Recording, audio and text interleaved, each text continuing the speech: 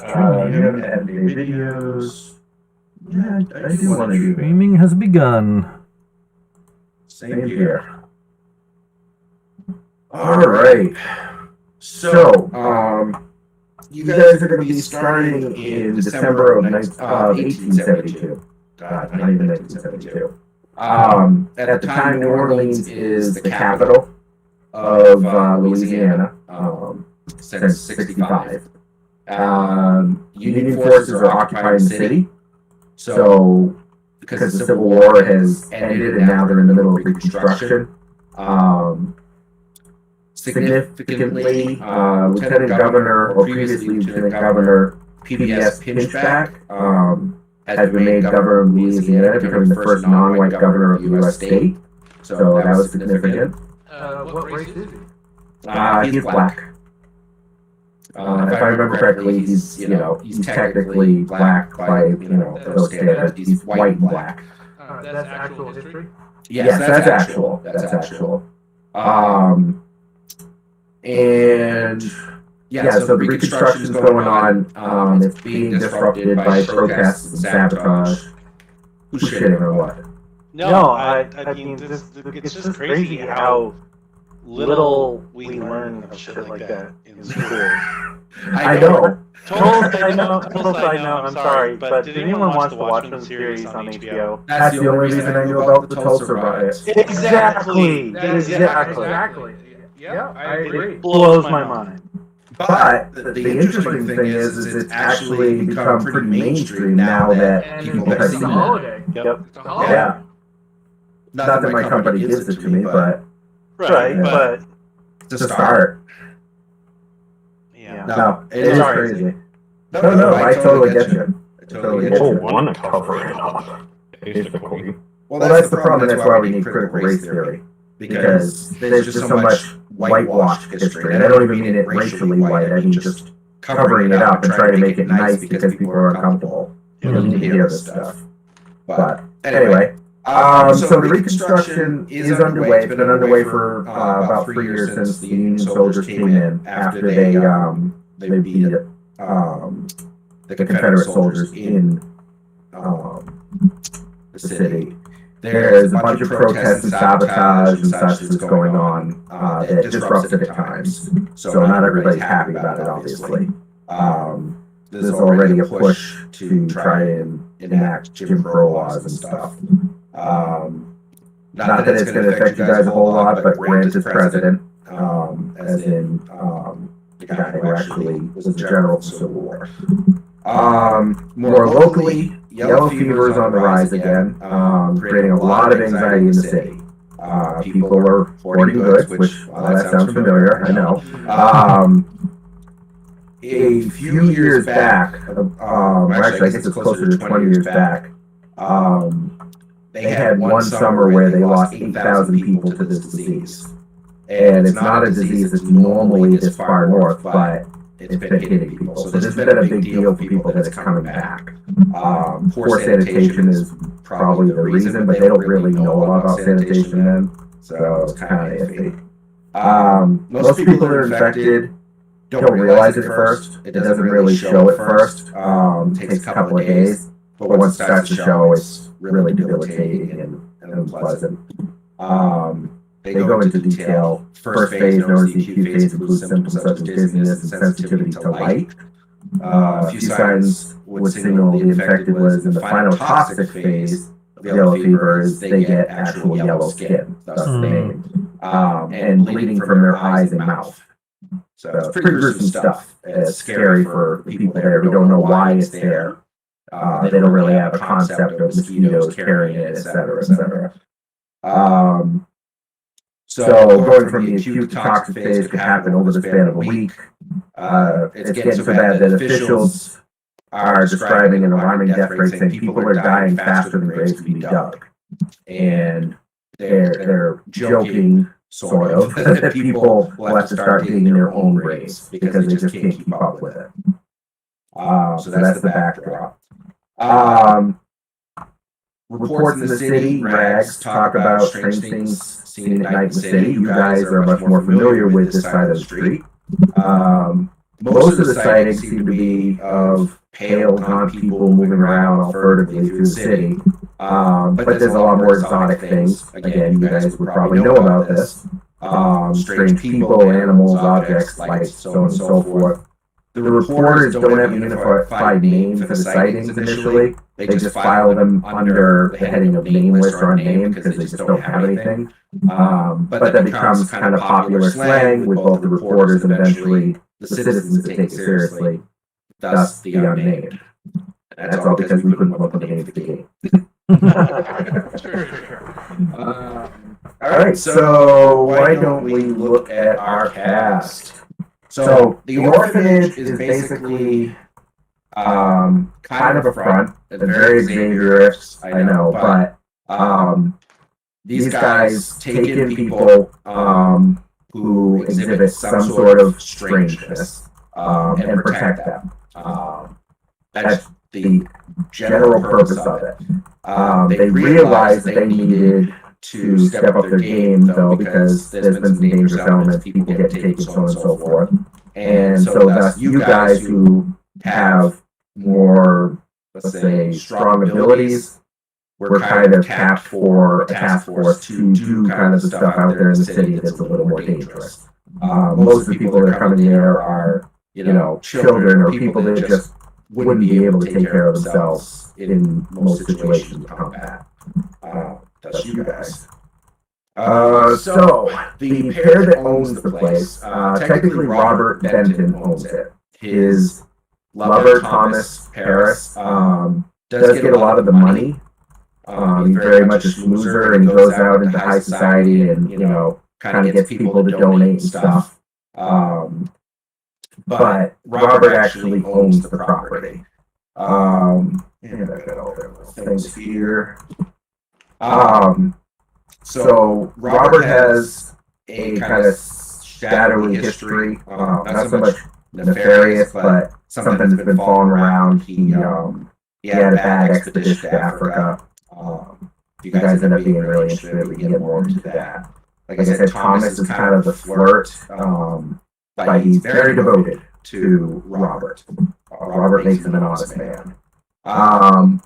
We got Winnie. Winnie is a daughter of a local businessman, and a young Haitian woman named Madeline. Her parents. What's that? Illegitimate? No, but her parents died when she was young, so she doesn't have them around now. So her business and father Yes. is not around? Yeah, unfortunately.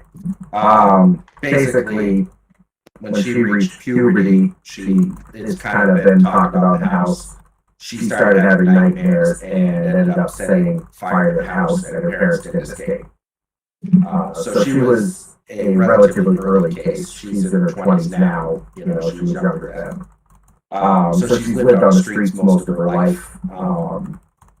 And the boys basically saved her from a bad situation and brought her in. Her powers are kind of out of control. She has a hard time controlling them. And Robert has capabilities to nullify and suppress powers. So that's really worked to her advantage to keep her safe, basically.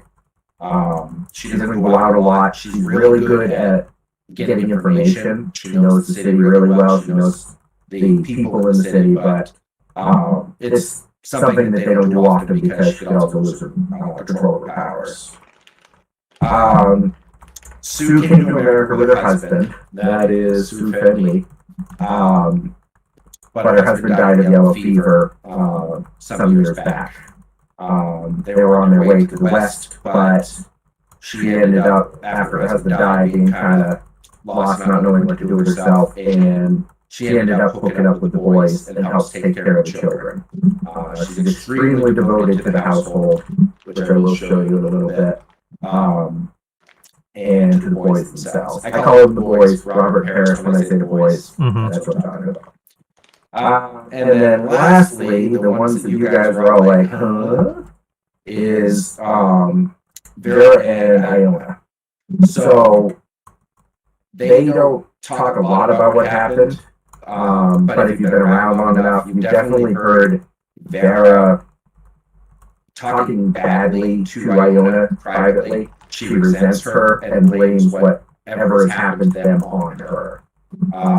But they don't like to talk about it a lot. They were in a freak show and not treated well, and Robert ended up rescuing them, so they are kind of devoted to him. You haven't seen a lot with their powers, but they're pretty icky. So that should be fun. The rest of the cast is mostly nameless. They're usually kids or so on and so forth. And that is the main cast of the orphanage. Before you start talking about your ideas, I'll just show you the orphanage. See how I remember. Or do we count as unnamed as well, or nameless? Like, is that just a catch-all term for people with unusual characteristics? Yes, that is the slang that has come up from the reporters. You guys can end up calling yourselves whatever you want. This is obviously before the time of like superhero groups. There are in vogue. There are like societies. So maybe you'll end up being some sort of society. Maybe you won't. That's up to you guys what you want to do with it. This is the first floor of the orphanage. I'm just showing it to you real quick. I don't get into a lot of detail right now. But this is the main area where like the kids usually sleep downstairs. And the younger ones sleep upstairs with Sue watching them. I'll show you upstairs in a second. It's a pretty big place, obviously. He inherited it, so it's not something he purchased himself. Is it And then, yeah, it's just on the outside of the city. And then this is the second floor. This is where you guys will figure out your bedrooms. Robert and Thomas have their room over here. Obviously, their relationship is not super public. It's not something that they go crazy hiding, but it's a time period where homosexuality isn't exactly embraced. So, but they do share their room in the house. They have separate beds, so on and so forth. Vera and Iona have a messy room. What's that? Vera and Iona have a messy room. Yes. They love to read. They also don't get along. They fight a lot. So that's probably from one of their arguments. So you can see where everybody is. You guys can figure out afterwards and put your tokens on there which rooms are going to be yours out of the various ones that are there. So, all right. So I do not know how this is going to work. I really loved this idea, but it would look better on paper probably. I brought you guys over. Hopefully it loads up for you. This Let me is know if you see it. 6 degrees of Charles Darwin. So it's supposed to be, you guys can basically add your aspects on here, how you're connected to each other. Since this is not paper, I don't know if it's going to work great or not, but it would give you guys a way to basically record how your connections are here, but you also just put them in your character sheets too. It's up to you guys. It's just to give you a general idea of how you want to do it. So, somebody's already put a character aspect, so. That would be me. Those are, I think you can see them, the aspects on the side there if you want to drag them over yourself. And then you can right click and change the name. So this is the part where we need to figure out what you guys have for connections, why you're part of the group, how you know each other, etc., etc., etc. Should we give a brief background on each of our characters, just not like super detailed? Well, and actually before that, why is that doing that? Windows 10, you're evil. Also, could everybody introduce yourselves, because not everybody here games with each other all the time. I know most of us know each other from gaming, but Tony obviously doesn't. Tony Visconti over here. So if you guys just introduce yourselves and then your characters so that we get to know each other, that'd be cool. Who wants to start? I will. Let's go. All right, never mind. Matt, Tony. My character's Pierre Sludge Dumont. He is. I think I linked his aspects in the chat. He's an ex-Frogger. He inherited his family business. Not very well educated, not very wealthy in any. He's fairly poor. Frogging is losing some popularity. He came about his powers there was a summer where frogging in the typical area that he and his family had hunted frogs for a long time. The frogs moved elsewhere. It was not good amount of prey for him. So he took a boat up river and found a place that had bountiful frogs that he could gather. And he made off with a good haul. But as he was leaving, he saw a figure in the reeds, like a dark figure. Didn't think anything of it. When a week later, he went back because same issue. Couldn't find enough frogs to make his living. Went up north, upriver, and an old woman, came out into the muck and berated him, telling them he should not come back again. She was wearing like snake skulls and had bones woven in her hair and all that stuff. He's a persistent mother effer, so he waited till the middle of the night to go finish his frogging expedition. Went back, and that same woman came out of the reeds again, swearing at him and saying stuff in a language he didn't understand. His body froze in place, and she dumped him over the boat, and he went black, or everything went black, and he woke up half in and out of the water. He doesn't know. He found out later, a couple days later, and he was in his muck form, and he went apeshit. He had no idea what was going on. It took him a long time to understand.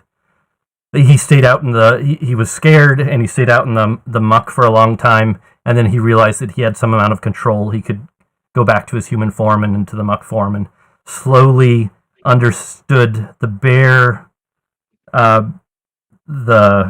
barest inkling of what his powers could do. And he was spotted while practicing in the basin, and word got back to the orphanage, I imagine, and that's how he got hooked up with. He was reached out to by Thomas or Robert and pulled in. Did you say that your powers are like a curse, like magical, or? Yeah, yes. So it was a magical curse put on me that caused the change. Okay. Yeah. Cool. I think it's funny. I think a good majority of you have magical abilities. It's like we're like, hey, let's do like a superhero sci-fi game. All magic. My powers are not magical. Right. Like whatever the curse was changed the fabric of my being. Right. Yeah. No, I just thought it was cute. Yeah. Okay. Who's next? I guess I'll go next. Though I think, and Jim can correct me because he is the one running the game. The aspects on this screen are more for we're trying to develop character aspects between us, not what your actual character aspects are. That is correct. Yeah. You basically are going to put them at either end of the arrow to show that okay, this one is how Right. Pierre is connected. So the people posting the aspects, we don't need those. Yeah, you don't have a moderate consequence anyway. That means like relatively long-term damage when you do a moderate consequence. I would go ahead and take your aspect and your high concept and trouble and put it on your character's description so everyone can click on your character and see it. Yeah, that's a good idea. Yeah, I like that. In fact, I did that on some of them, so I show them to you. Yeah, I'm putting mine here so people can see them. All right, so my name, well, Jamie. I'm pretty sure all of you know me. I don't think there's anyone in this group that doesn't know me. I am playing Alesky Ivanovich. He is Russian, and he does. Wait a minute, I'm sorry, Russian or Russian American? Russian. He's actually Russian, okay. Yeah. He doesn't know exactly when he was born. He knows it was a very, very long time ago. It's kind of become cloudy. He does know that for normal reasons he cannot die. He hasn't tested that fully, but he was born in Russia, probably in a very maybe a biblical time, but he doesn't remember that far back. And he stayed in Russia until about the Napoleonic Wars, where he was drafted into military service to defend his motherland against Napoleon's armies.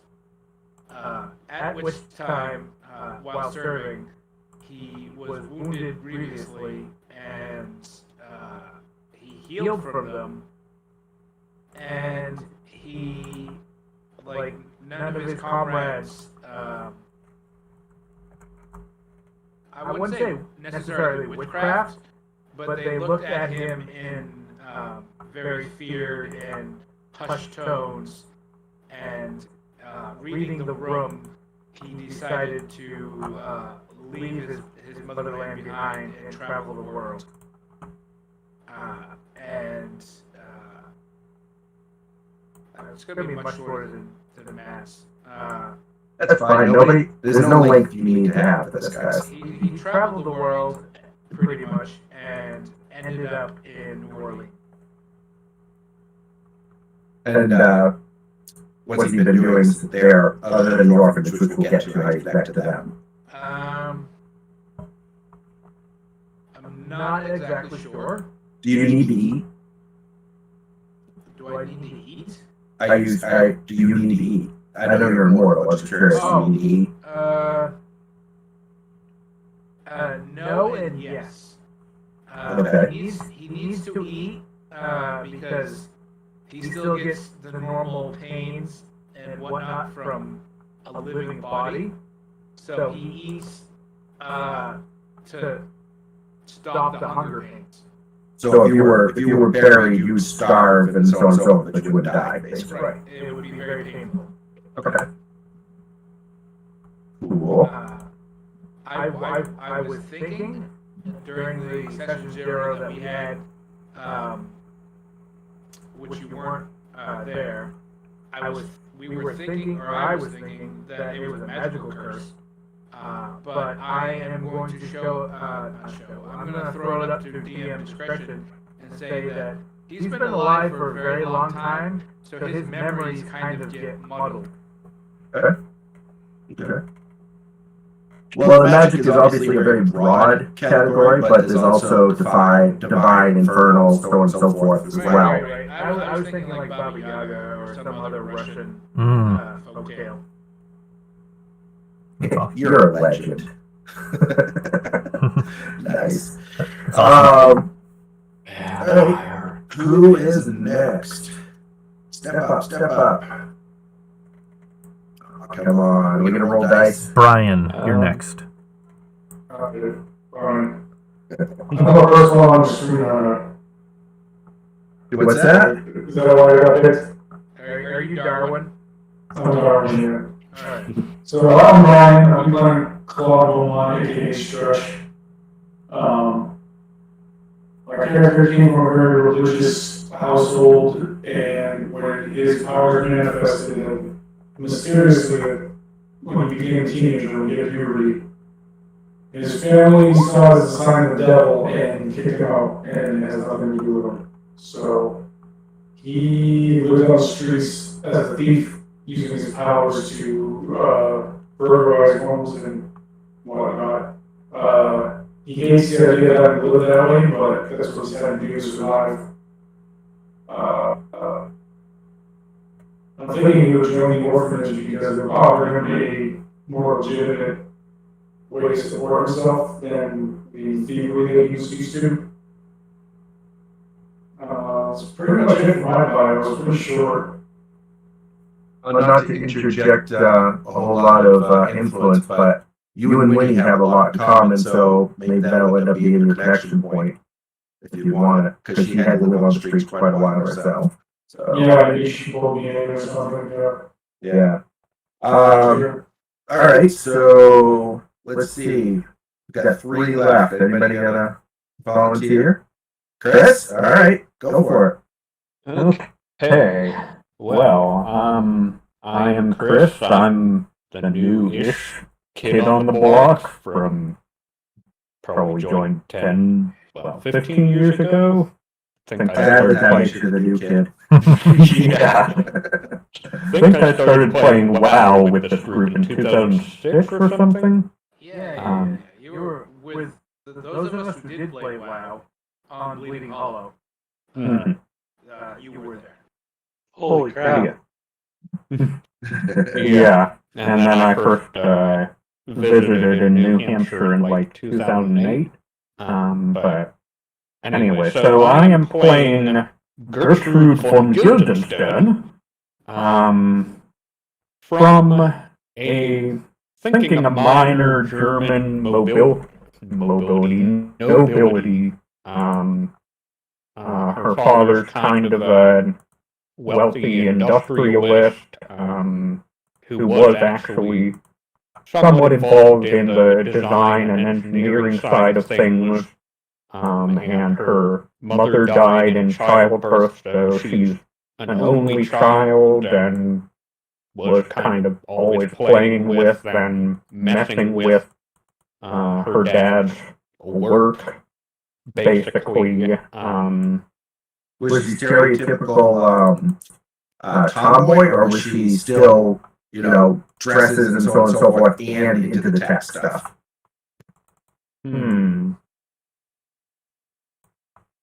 Maybe more tomboyish, but not kind of in between, I guess, if that makes any sense. What kind of industrialist?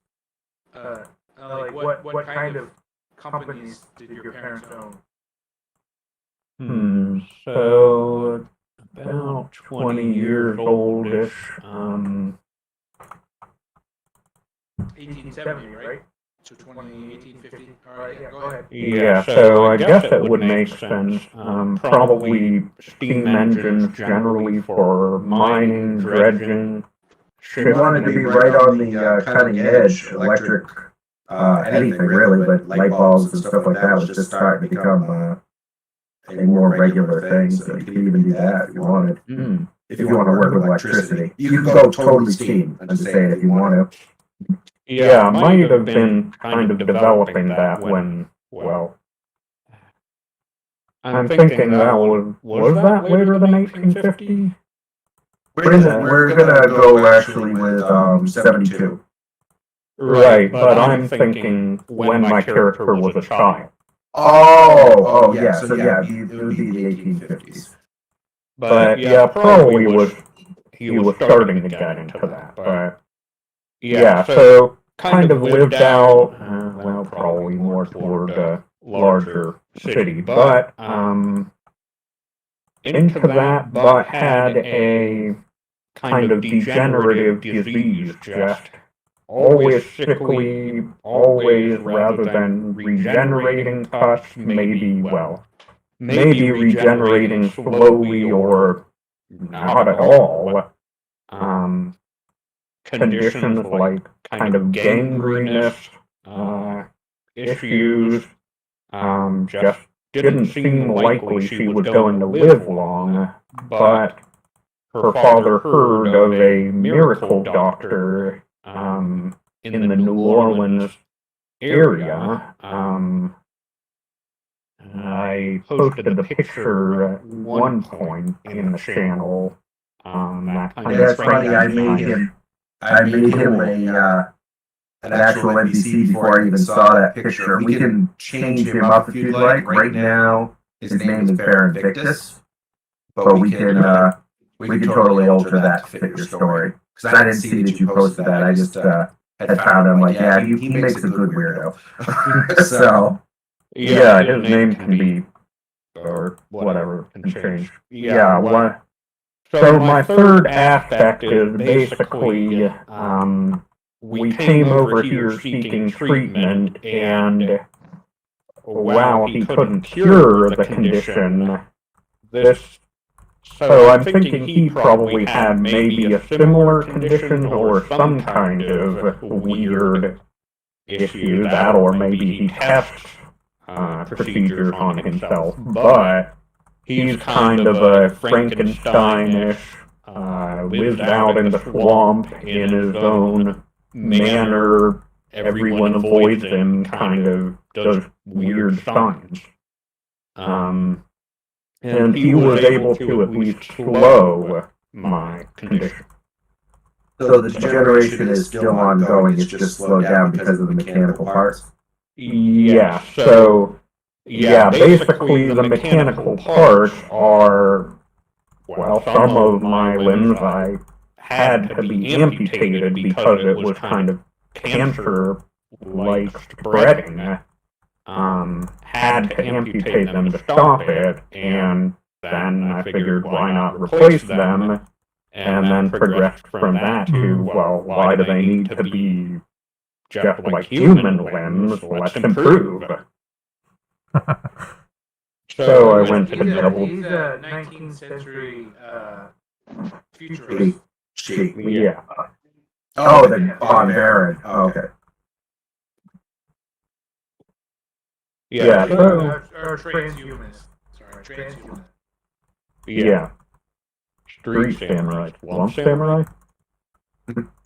Kind of send us facts to Lincoln, but... So your tech is it more steam cyberware or is it electrical cyberware? Primarily steam, maybe starting to work on electrical a little bit, probably. Do you have like a little steam reactor or some such thing? Yeah, I pretty much always have this big backpack steam engine thing. There's also the key spring, like clockwork. Wind up. Clockwork. Yeah, primarily steam here, which, while I'm able to use voluminous dresses and whatnot to at least conceal metal limbs, of which I have 3 by this point. So you have a little steam reactor on your back? But yeah, that is not so easy to hide. So now, not to get too technical, because I'm not going to lock you down to anything, but Is it like a radioactive, heat-driven kind of thing where it's creating heat by radioactive decay? So you have like shielding on it. Is it semi-magical? How are you determining how it's building up that heat? Do you have any ideas? You could hold off. I'm just curious if you already had some. Yeah, I was putting wood in his furnace. I need wood. It's not that kind of game. Oh God. No, she's not Peggy. Oh man, why do I have to be inflected with Peggy? Why can't you share Peggy with everyone else?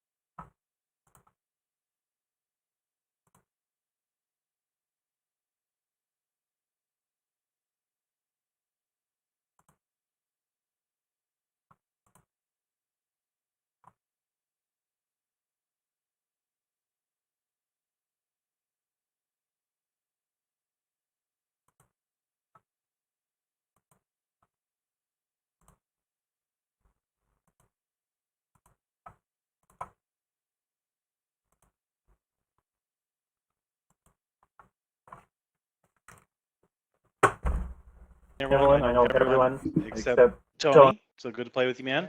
All right. Of course, Matt takes his headphones off. Of course he does. 'cause He He doesn't care about your story. Yeah, fuck that. Jerk. What a jerk. Wow.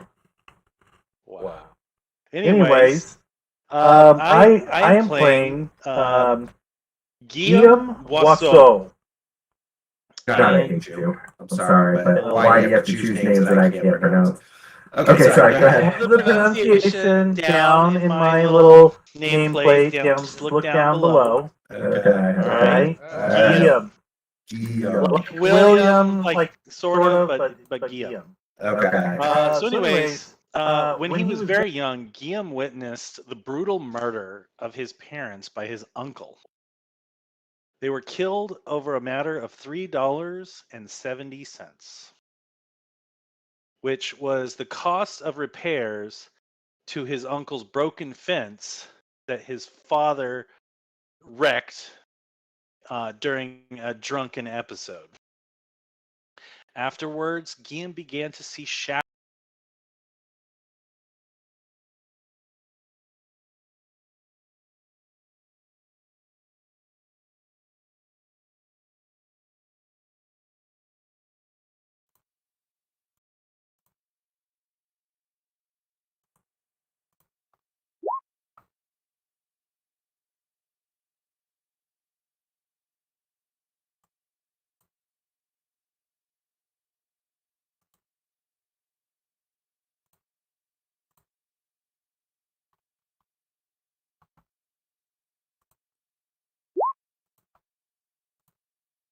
shadows extends to provide protection and barriers.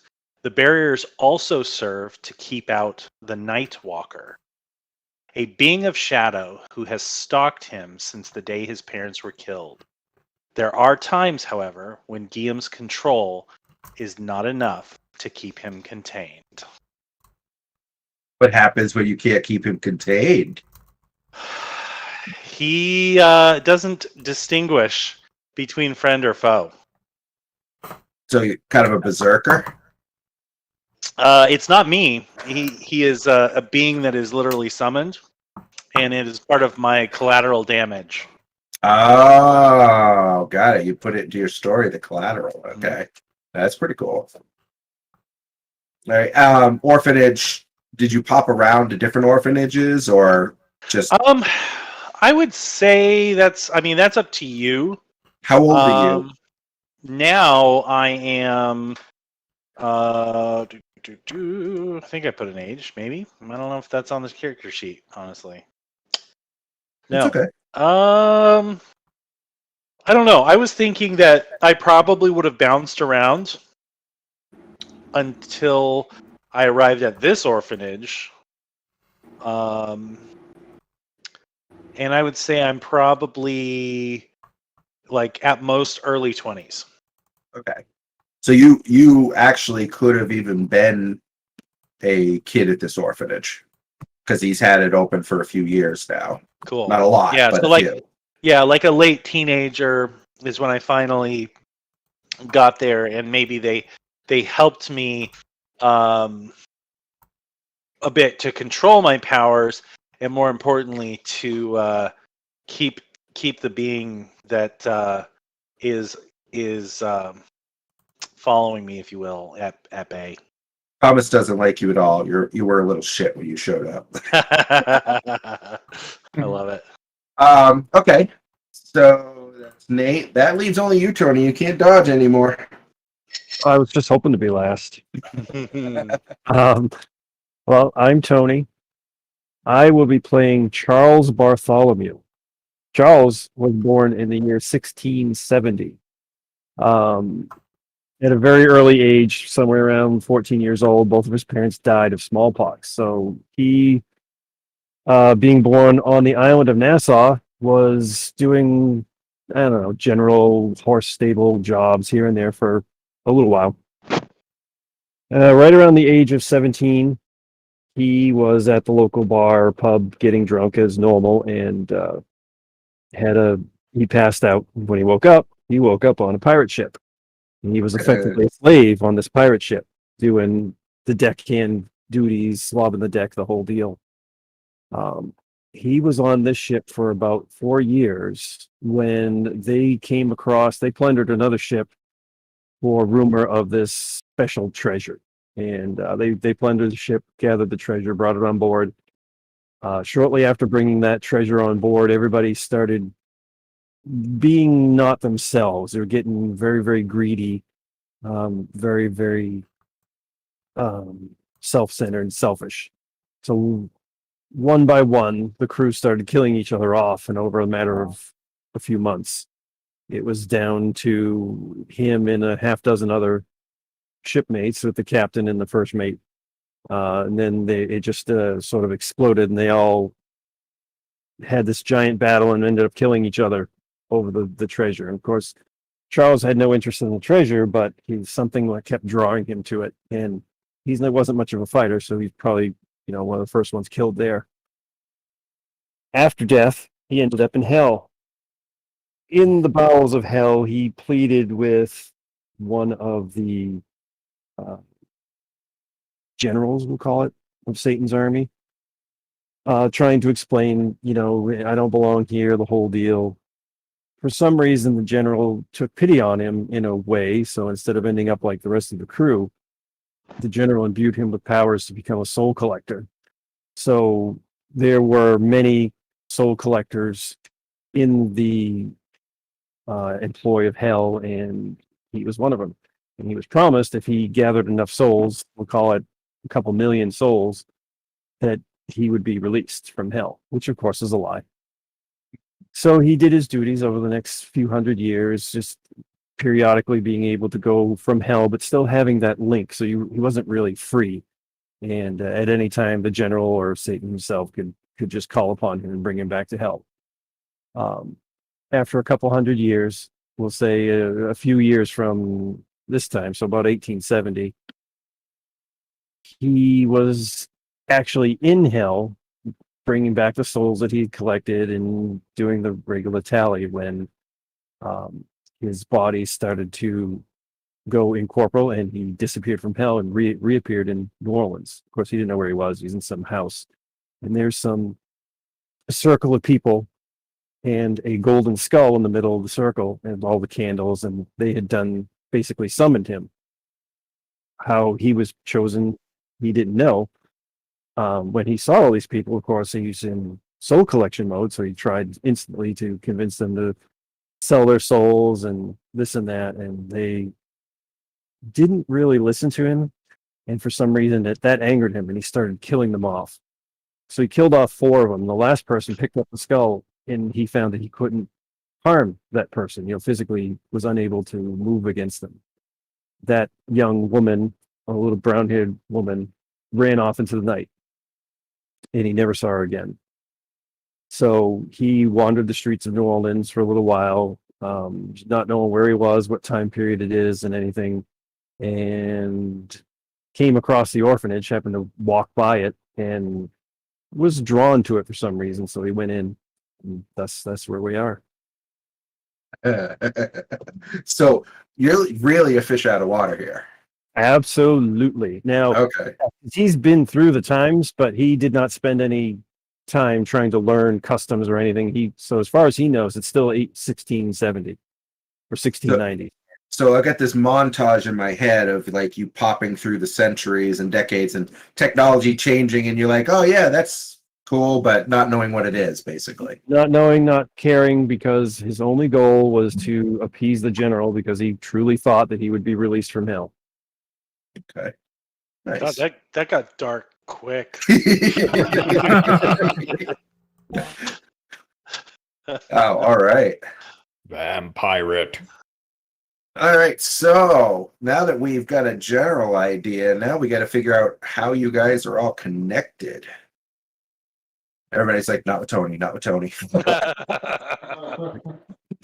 Well, curiously enough, I have shadow powers too. Ooh. Wait. So And you're not powers, but I have the what the hell is it called? Shadow projection. Oh, that's Nice, cool. me too. So my powers kind of derive from the shadows. So that's something. That's exactly what I have. That's funny. You guys even describe them the same? Like how you get, like how you describe and how they come out when you use them? No, I don't think so, because mine are more unconscious. Like when I use my power, I'm thinking you have that shadowy smoke wisp from me, that sort of thing. So I don't, cause a room to go dark or anything. What about you, Nate? So mine are more in controlling and manipulating shadows. I can take, think like the reverse of Dumbledore's, put her outer, where instead of, gathering the lights, I can gather the shadows. Is that some sort of Harry Potter shit? I mean, the opposite, baby. I'm trying to think. Let me look at my powers. I can create shadows, manipulate them, and teleport between them. And I can also create impassable barriers made of them. I just have this So image shadow now. projection is my theme. And there is a drawback. I cannot create, even though it says in my character sheet, so I literally have to change that. I cannot create shadows. I can only manipulate them. I have this image of you two like getting into an argument and like your two shadow powers like wrangling and trying to control stuff. It's gonna be kind of cool. It could happen. Now to specify, just this is all flavor. It doesn't matter how you answer on this. On your power, Nate. Since you're controlling shadows, does it have to be an actual shadow or any sort of darkness? Like, does it have to be like a shadow of an object projected by light, or can it be like in dim light you can control shadows that way? Dim light would work as well. Okay, cool. I just wanted to get an idea. Yeah. All right, so now we have to figure out connections, except with Brian and Jamie. They left. Bye, guys. So let's see. Let me take first and last. Matt and Tony. How are you guys going to know each other? I mean, you're all at the orphanage, but I mean, like, how do you feel about each other? Like, animosity, you got to be friends, respect, you don't really give a shit about each other. Like, How long have you been at the orphanage, Tony? Couple years. Couple years? Okay. I imagine.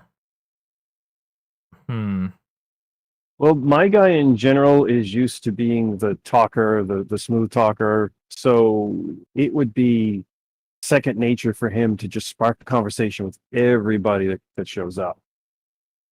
I mean, that not to, that's not a cop out of like, oh, I know everybody because I would talk to them. But if the other characters are outgoing in any way, he would definitely spark a conversation and try to know everything he could about them. I wouldn't say my character is necessarily outgoing, but he's also not like a sit in the corner type of guy. He's not well spoken, and not so I could see him being deferential to your like your representation of things, or like if we've gone on a mission, more apt to play the background of your outward charisma.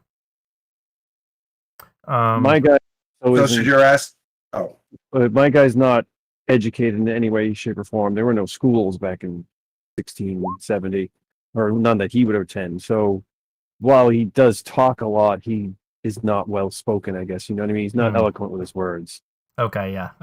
I am also, yeah. All right. So, How about an aspect of, hey, Spike, like that little dog that followed around. Oh God. Sorry. Well, no, but my guy's not very brash either. You know what I mean? He's not a bully, not a show off. Well, I mean, you and I are not very educated. Perhaps that is like a thing, like we talk about, like all these big words that people are using, and like we have that. We can retreat to each other's, like, it's the knowledge of the streets that matters, and not the books don't Fuck books. So what if somebody at the orphanage playfully picks on us about it too, because we They know, speak their own so language. good. Stupid solidarity. Stupid solidarity. There we go.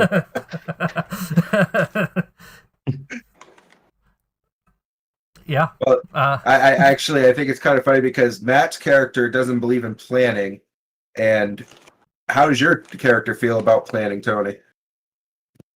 Planning. I'm going to say he doesn't have a lot of experience with that because he's been on his own for so long. So yeah, you guys would get along really well. You're both wingers. Yeah. Mhm. All right, so Uh, Jamie, I'm going to ask your opinion on this because I don't remember. Do they have to have their own aspects, or do they share the same aspect and write them both on the character sheets? I was under the impression they each had one, but I think it's only one, and I think you're supposed to go around clockwise. I mean, I don't actually know what the hell we're doing. So, like, establishing an aspect I don't know- between I don't know- characters. I mean, we're but what establishing what a does that look character like? aspect Okay. that describes, like, you're gonna get a character aspect, but it's pretty much going to be given to you by someone in the group. Oh, interesting. But like, what does that look like? Someone needs to put an example down because that literally tells me nothing. okay. So in my understanding of it, JB, jump in if you want to, but in its most simplest form, think about it like, okay, let's say you're totally obsessed with, a character. Like, you're absolutely in love with them. Come up with an aspect that basically describes that. That aspect then is used sometimes in social or other situations to force reactions or to make, advantages, so on and so forth. Because you might throw yourself in front of them. You might have the urge to protect them or whatever, or get distracted if you see them getting hurt, that kind of thing. Like, it's supposed to be like a way to describe your relationship that can be then used in various conflicts, challenges, etc. Hmm. Right. Plus, it makes it easier for you guys to actually know, when you start to role play, what kind of interactions you guys are likely to have. So that Jamie, make you were sense? yeah. For me, does it make sense, Nate? Sorry. Is that a good aspect for me and Matt? No. What's that? Fuck him? That'd be a great one for you guys to share. Yeah. In real life, that would be the aspect. So, Jamie, you were saying that you go around and like everyone gives an aspect to someone about the relationship. Yeah. So you being to my right, I am to make a story about how I met your character. And give kind of like an aspect, be like, well, I met your character because I was working in the bayou and I fell off the boat and an alligator attacked me and you saved me and You're my bayou savior. yeah, so you're the bayou savior and I give you an aspect. That's the aspect. Oh, okay.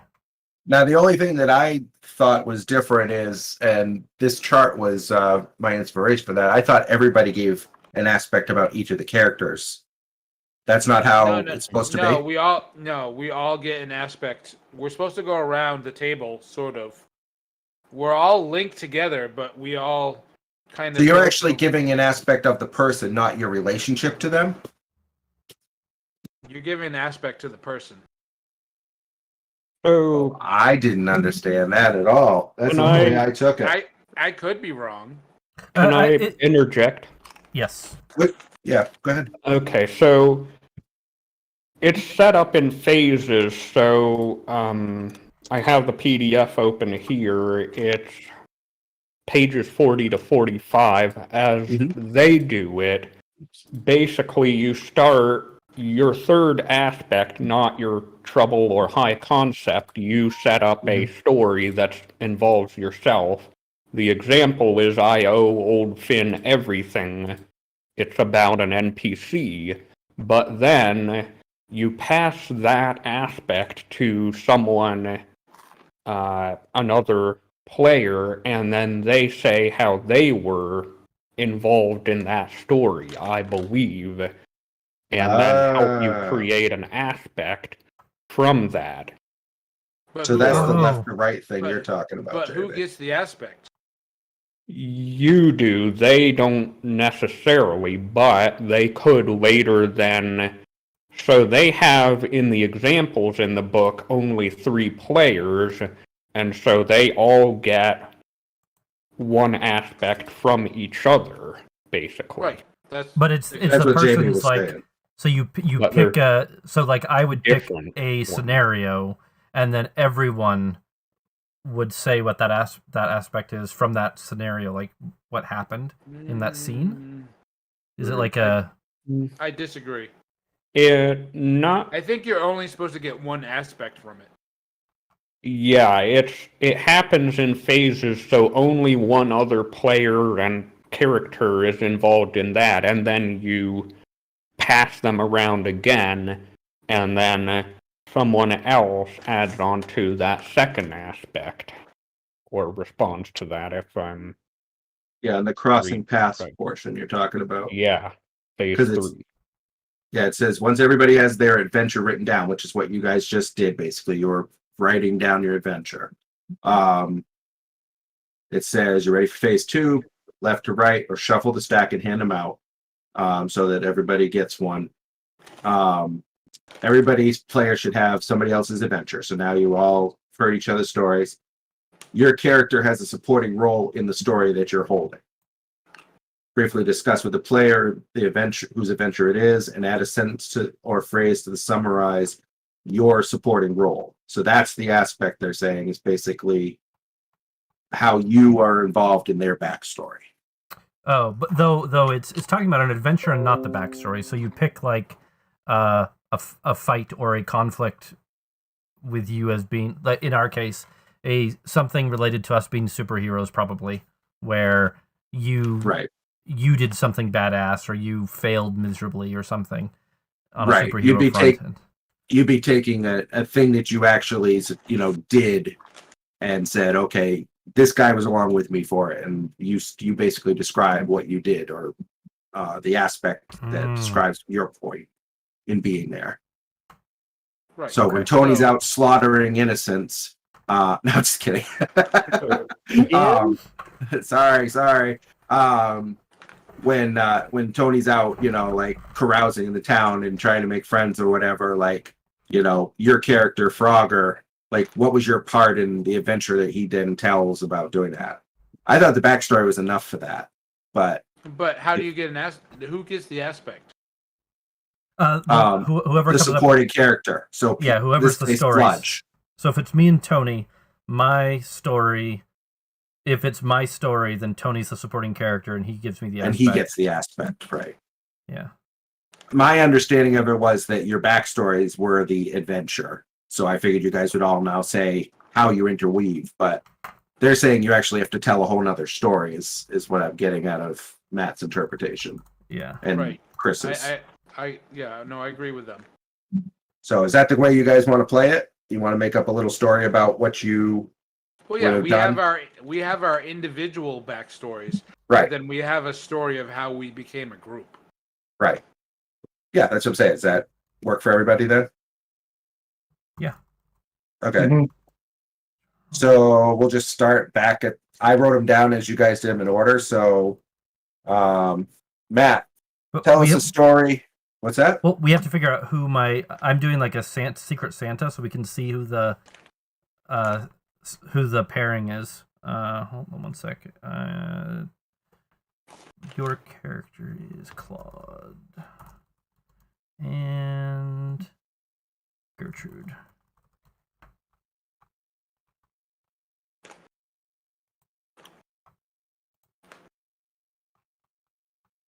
So you want to shuffle stack. You don't want to do them left to right, basically. Right. Oh, I guess we can do left to right. We can do left to right. All right. I'll let someone else go first. I need to think. I bet everybody's in the same boat. Yeah. It's I'll go Chris's first. fault. Oh, I'll go okay, first. never mind. I'll go I was gonna make Chris's fault, Yeah. but Jamie, you No, go. no, Go no, ahead. no, no. I have a story. All right, tell a story. And wait a minute. Unless- And Brian, listen, especially you are the guy to the right of him, so you're the one that's gonna be part of his story. So, Okay. Aleski finds himself in the city of New Orleans, and he's visiting the bars in the and whatnot of the city.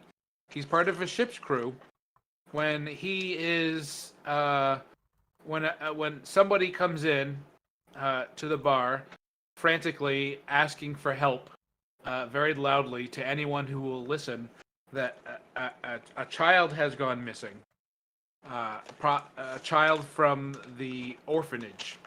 So probably maybe one of the members of the orphanage, and they have the child has run away, and the person is seeking help to find the child as soon as possible before anything happens to the kid.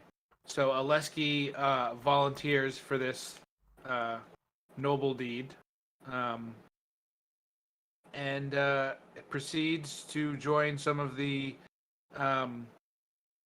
church parties that board various skiffs and canoes and rowboats, and they go off into the bayou in search of this kid.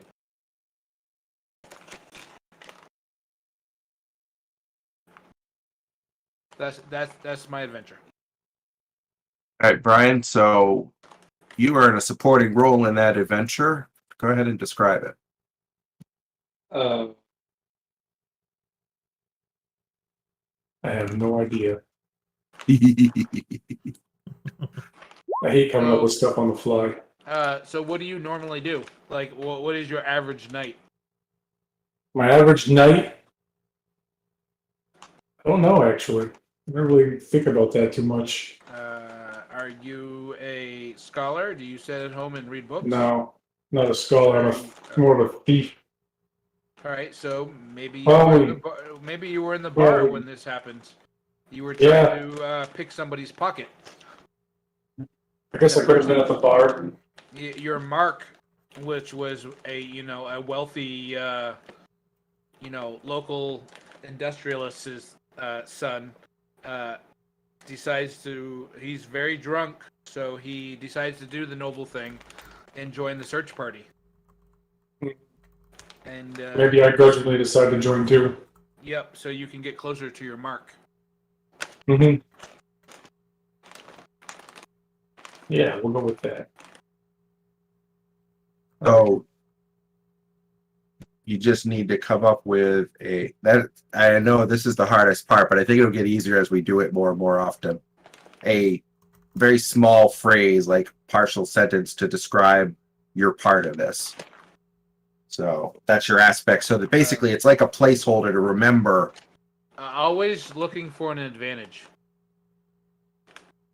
Okay. I think that might fit Brian's character.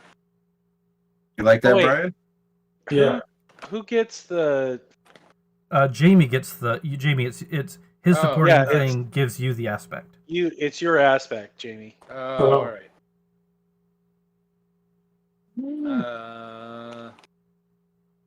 So, and then what happened on the search? Yeah, Brian, how did you help him Find the child. find the child? Or hinder? Or hinder, yeah, that's... Maybe Brian's Mark No. was actually the person that kidnapped the kid and killed the kid and dumped him into the swamp. So he joined the search party to try to pull the search party away from where he hid the body. And Brian, pickpocketing or whatever thief ability, said, "Well, that's not necessarily true." You both get the aspect. Says this is important because your character gets an aspect from the supporting role he played. That doesn't person make who's sense. the No, that person doesn't- whose adventure it is should also write down the contribution if there's room on his sheet. So it should be Brian's aspect for basically what he did in the adventure. Right. So Oh. always looking for an advantage. Okay. Okay, so they Okay. both get aspects, but different aspects relating to the same story. Okay. We're gonna end up with a billion aspects if Because there's 6 people, right? That's what I was basically working towards earlier with saying, okay, you're each going to come up with an aspect for how we know each other. I was just thought the backstory was the actual adventure. So this is just an additional step where you come up with an adventure and then make your shared aspects between each other. It's not much different, really. Yeah, I think you're only supposed to do it with two times, basically. So even if you have a larger party of PCs, Right, yeah, because Matt is going to basically do the same thing with Jamie. So Jamie and yeah. Brian and Matt are going to be connected that way, but then Brian and you, Chris, are going to be connected. Chris and Nate, and then Nate and Tony. So, so that's how it limits it is based upon the fact that you're just basically going left to right, and then Tony's going to turn around and have one with Matt because he's going to loop around the other side. Where do I write this new aspect down? Do I put under edit situation aspects? You're just going to add an aspect to your character. Is it called a situation on there? I didn't think it was. You can add if you edit aspects. Yeah. I thought it had a drop down for the types. Oh, wait a minute. I have to get out of the pop-up mode. Yeah, you have to edit. I'm just in your character messing with you, so sorry. Hold on a sec. Add, yeah, under label, you write what type of aspect it is. So it's a character aspect. I can't move my character sheet. I'm going to have to remove this here. It's because I'm messing with you. I'm going to get out of it now. All right, so Brian and Jamie have got their thing going. Of course, poor Brian, he's trying to figure out his stuff now, so I'm not going to make him go next. I actually had an idea already. What's that? I already had an idea for my story. Oh, you're ready? All right. Yeah. All right, so you are going to have an adventure that Chris is going to support. So, Chris, listen up. All right, so Claude is walking down the street one day and he smells smoke and starts following the smell of smoke. Finds there's a building on fire with a little bit of a crowd surrounding it. He hears screaming coming from inside and decides to try and help, but the door is locked. So he uses his stretching abilities, turning his finger into a lockpick and picks the lock of the door, opening the door, and goes in and helps get the people out of the burning building. Are you laughing, Chris? My immediate thought was what caused the fire was actually Gertrude's experimentation. And as he's picking the door, she just kind of Kool-Aid mans through the door to get out of the building. All right. So what's the aspect? Yeah, come up with an aspect, but I like that story. You guys did good on that. Here's the aspect. Oh, yeah. Love it. Beautiful.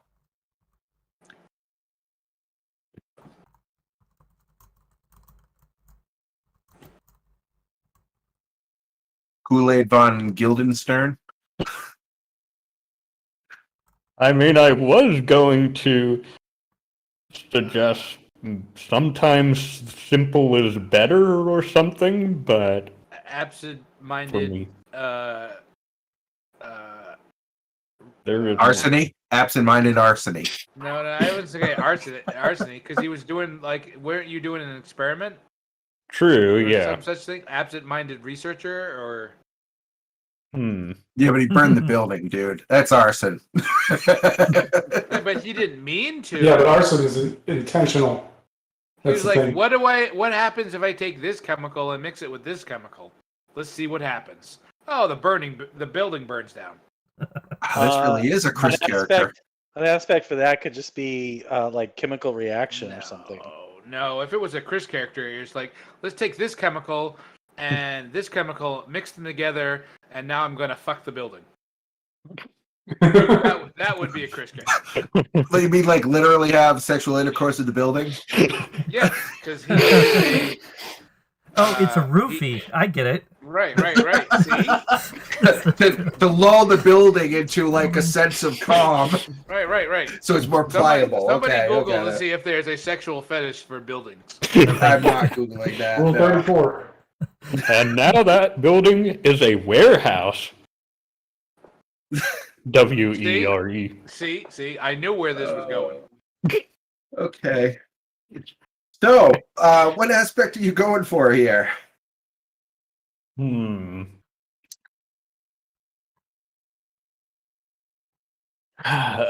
Yeah, that's Gertrude hard. in the hizzy house. If you really do something crazy, Nate's gonna get you on the other side because you're with Nate next. So Okay, so I don't understand this. Why did we go from Alexi to because I Blood. broke down the order you guys did it so that we could do left to rights. So the order that you guys told your backstories is how I have it on the list. So I'm just following that order. So it's not the order of the sheet we're looking at. Ignore that. Okay. Yeah, we can move that around to actually match if you want. Let's see. We'll make it start from there. Pretend this is the table we're sitting at. Yep, you're all Wait. gonna sit there. Shouldn't Matt have gone first then? Matt, No, did you Jamie go went first? first. I asked to Matt skip. did go first. Yeah, no, he had the chance to go first, and I stole it from him. I Yeah, gave but it. I we're still bestowed it using upon the- him. Yeah, we're still using the order that Semantics. that you guys told your backstories in. That's all. All right, there you go. Left to right, starting in this position here. So anyway, Chris, aspect. So, and also adding to the story, I was thinking this is probably how I got involved with the orphanage. I was staying in that building previously, but then I had nowhere to stay, and what is his name? Robert? Todd? Thomas? What's It's Claude? excuse me, it's Tomas. Yeah, actually, Oh, Dresden good File lord. Guide. That is exactly how I Fucking- think of it every time. Fucking Tomas. Tomas, does he transcend worlds? He does. Motherfucker. Much like Peggy.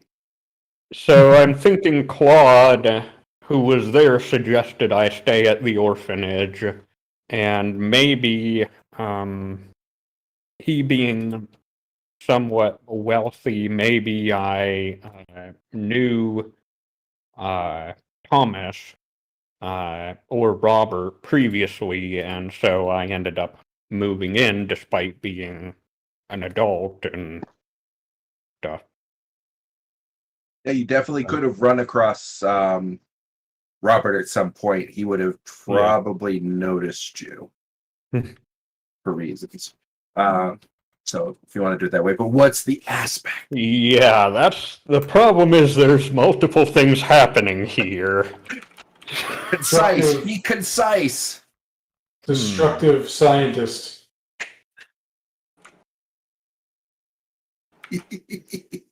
This is going to be the worst thing for you to do, man. I know this is going to be hard. Concise is not your thing, but I have faith in you. You can do it. Simple saves to unplanned contingencies. Write it down. Another part, ironically, of the disadvantage on my power or drawback on my power is over-engineering, basically. I figure I'm a perfectionist. I try to make everything perfect, but then it's very complex and gets all gummed up with mud or something so it doesn't work. So after being in this explosion, you come out, you're deaf from the explosion, and you're just sitting there going, too much powder, too much powder. Something, but I guess kind of contrasting with that, I realized that sometimes you need decisive action, so, yeah, simple solutions sometimes. Simple solutions to unplanned contingencies, I guess, but that's still kind of long, but...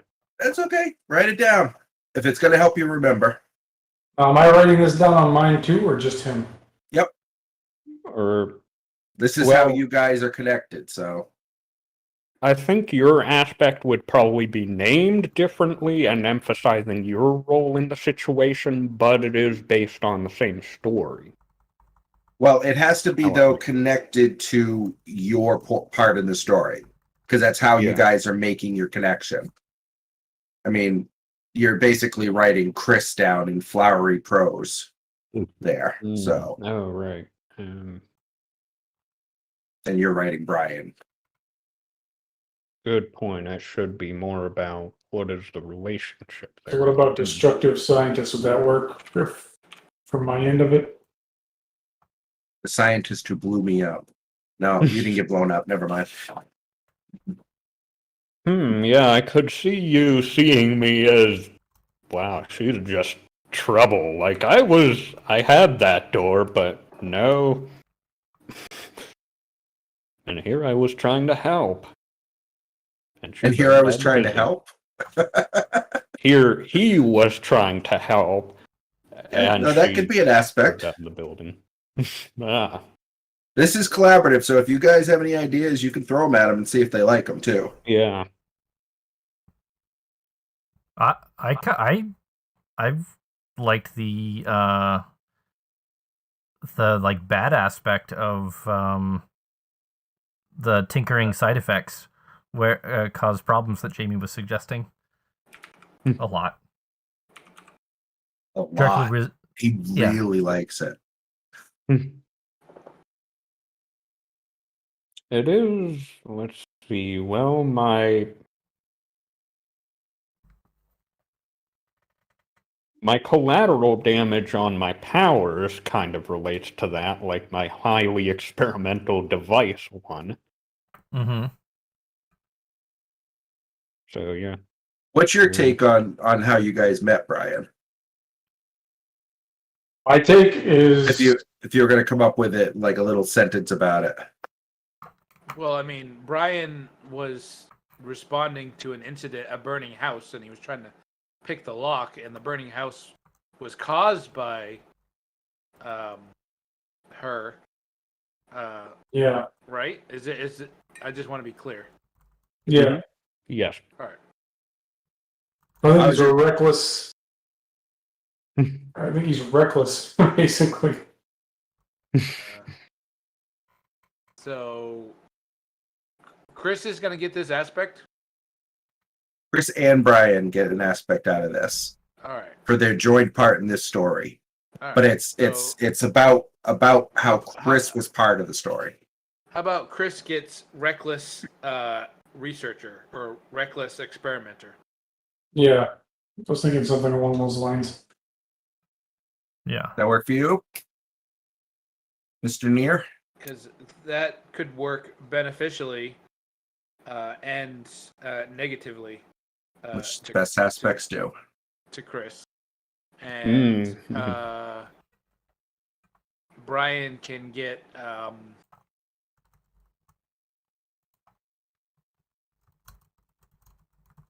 something about doing the right thing or like right thing, wrong place. Something like that. Right place, wrong time. This is why I don't try to help people. That's interesting too. Yeah, that's interesting too. That's dependent on what Brian wants to Mhm. take, I guess. What is more benefiting, not benefiting, but more in line with his character. Or he can think of. I mean, he doesn't have to take any of those. We could still, you know, shotgun ideas at him. What was the first one again? I don't know. I gotta say, I've kind of lost track of which one was first. Do-gooder. He was doing the right thing. He was in the right place at the right time. Always Yeah, in the right. Always in the right place at the right time. In the right place at the wrong would be a time. good- I or like the bad. right place at the wrong time. That kind of fits the story. Mm. Yeah, that could probably be used positively and negatively.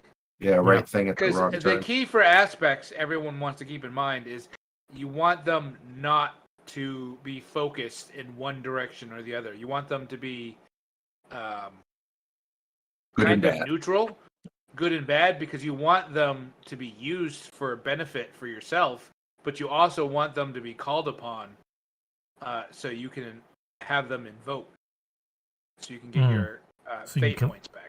So you Yeah. want them kind of be ambiguous. Okay. Yeah, I'll put down always in the right place at the wrong time. Nice. All right, so Chris, it's time to tell a story that Nate is going to be your second to. Still trying to figure out the name of the aspect. You want a little time? I can go and let Nate tell his story if you want. Come back to you. Okay, yeah.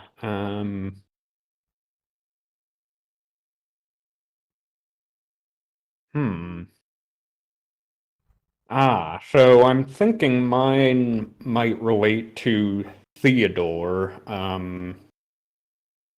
Perhaps I was at Theodore's out in the swamp one night, and he may not have exactly the best reputation among the townsfolk for his odd doings. And they were coming to basically burn down his house and kill him. Mob with pitchforks and whatnot. Only maybe not pitchforks, probably more guns, but that was what happened one time, and that was Nate involved. Or Guillaume. So Nate, you're jumping in when basically the townsfolk are there to burn Theodore's house down. Maybe he instigated it. Who's Theodore? Theodore, let me bring this up for you. My physician, basically. You save it, and I will Okay. show it. Is to he you. your one of the, all right. physician or is he evil? He's a scary dude.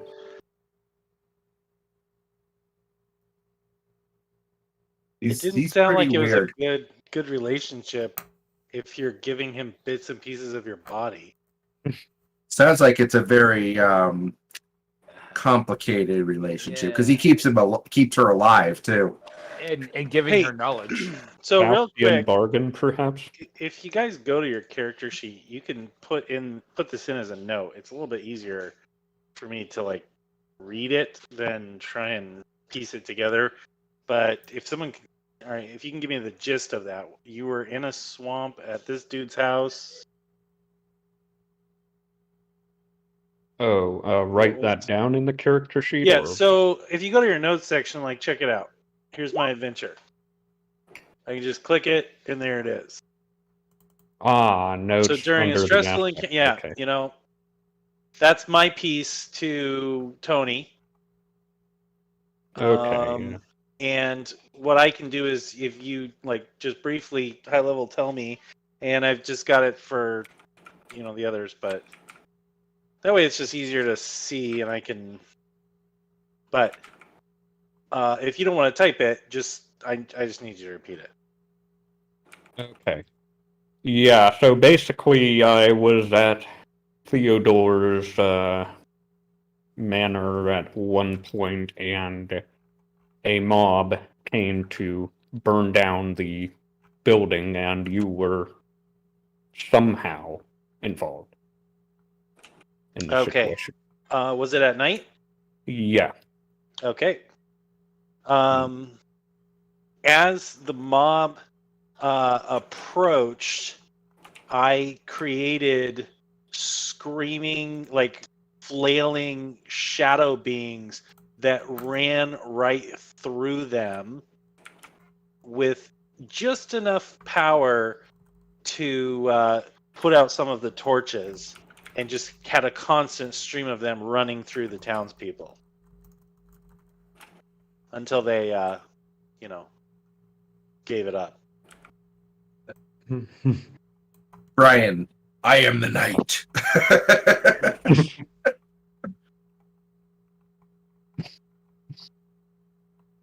So it's your aspect for that. What do you think? So, I'm still. So these don't go under situational aspects. These are going to go under The character aspects. character assets. So I just go and I add a new asset. And under the label, you just put character. Because you have like your high concept, your trouble, and Sure. then your character.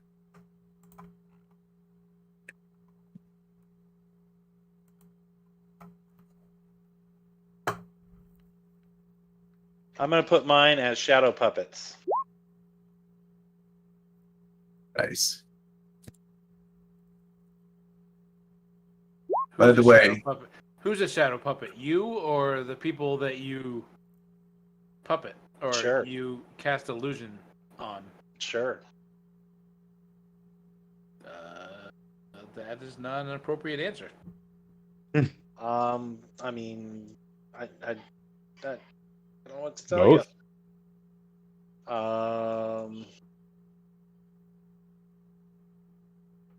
Not actually. Are you controlled? Is there a voice in your head that gives you, like, whispers to you, like, "Hey, maybe you should do this"? No. All right. Yes, So you are actually. you are the puppeteer. Sure. Sure or yes? I don't fully grasp this aspect either all that much. I don't grasp the concept of aspects. So it's Aspects like, is It's a descriptor that we assign to each of the characters that we can either use for our benefit or penalty. okay, does for Puppet each Master of us. better? I mean, no, well, so my trouble aspect is planning is for the slow-witted. So that can be tapped by myself to give myself I'm assuming I could get a that could be compelled against me, right? So Yep. But the trouble, you can get a fate point out of it by me compelling. right, so he could so Jim could propose that I do Run away into the with like burning my building. planning. Right, exactly. Just okay, you run into a burning building, and then so I do that without like everyone's maybe talking, and I just go into action. Boom. Right. And then right. if I do that, I get a fate point, and also have to live with the consequences of those actions, and the team has to live with those consequences. Right. And if you choose not to, you can pay me a fate point to avoid that danger that I would be putting you in, forcing you to do it. Right. So that's in the case of a trouble. For a normal, like a high concept or character aspect, the point is to allow. all right, how is that? How is What's that? that? That's confusing. They're all aspects. A Right. trouble, a high concept, the aspects we're talking, they're all aspects. How about fear is a motivator? Yeah, fear is my motivator. Yeah, I was gonna say to Nate. Fear, you're a motivator. Like, it doesn't have to be necessarily like you being afraid, but you could make other people, fear Right. That's why is that your thing? Is that your power? fear. Like Fear you make is a people- motivator. It can be Right. used both Oh, ways, okay, yeah, Yep. yeah. Yep. That's great. right? Yeah. Yep. Yeah, and there wasn't anything wrong even with the puppet one. It was they were, I think they were just trying to clarify what you meant by it. Because obviously with these things, some of them can be taken lots of different ways, which you want them to be so that you can have them used for or against you. Right. Well, But the shadow puppets one was it's like a plural noun and not really a descriptor, whereas fear as a motivator is descriptive to me. That's a good That- point. Yeah. Right. You want them to swing both ways. Yeah, I kind of liked the shadow puppets or maybe shadow puppeteer because it could be taken both as, yes, he literally controls shadow beings, but also is a puppeteer of the people using those shadows. Mm. But this also, fear as a motivator also kind of gets at that. But finally, it's up to you, Nate. Whatever you like. Yeah. So, Yeah, I'm going to stick with that. Okay. But and now Chris, Chris what has did you take out of that? He just saved your friend's bacon. your doctor. I don't know how to describe that relationship there. I was thinking of something to the effect of, and shadows followed. Maybe there's always kind of some suspicion or superstition around my character, because what I'm thinking is they don't know where these shadow things came from. They may not have known whether Guillaume was there, so So you're was thinking it now it's Gertrude? basically now Was your it problem as Theodore well. who did it? Well, one thing, Kind of, yeah. as you were talking, Chris, the thing that popped in my mind, and if you don't like it, don't worry about it, was never trust a shadow. I think Because- both of those fit the same thing, because they can be taken pretty much the same way. Yeah, you should definitely never trust a shadow. Or a fart, but Because I'm thinking that Chris's character is more technology based, and obviously Nate's character is more magically based. So there's definitely some questioning involved. Like, how does that actually work? Interesting to me, though, is the fact that what I got out of that was because most people don't know the difference between high tech and magic. So Right. it really is going to be what's that? These characters kind of do. No. I get that. That's not my point. My point is that because Guillaume, how am I saying that? Guillaume, you got it. because Guillaume is hiding in the shadows.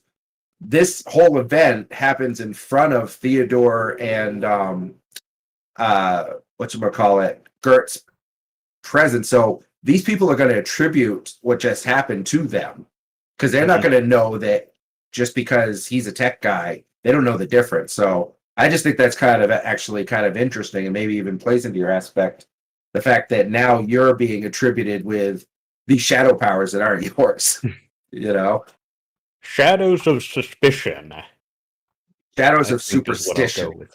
Or yeah, that.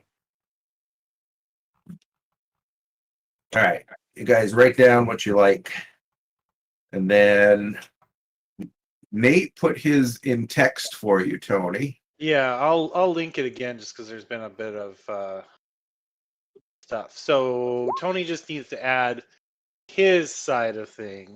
Right. Yep, he's going to tell his part of the story. I think you should read it. Me or Tony? Nate, I think you should still read it for everybody Okay, because yep, the that's people at fine. home can't hear it. So That's a great point. So during a stressful encounter with the Bone Collector, Guillaume lost control, releasing the Nightwalker, and watched in terror as the creature started rampaging. Tony, what did you do? What did Charlie do? I'm sorry, Charles. I keep calling him Charlie. Did you assist in the rampaging, or did you stop them? Let's. You released the Nightwalk. And I don't know if you guys can see my character sheet. Can we No. click on it? No, we can't click on each other's, can we? You should be able to. I Yeah. think. Look at my portrait if you want to see like a picture of the Nightwalker. So if you go to just, right on my bio.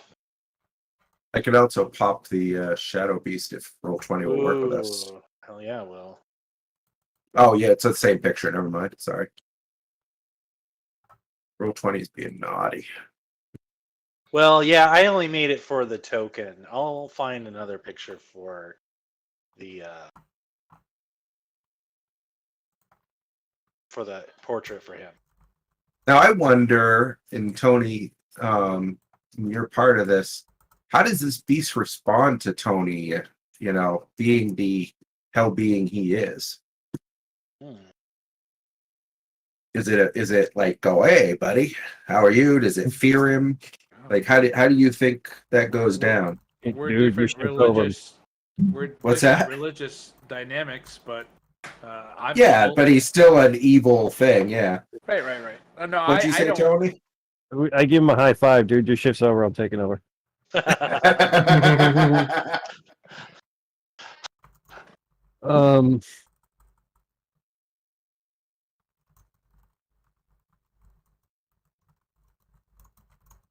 don't know.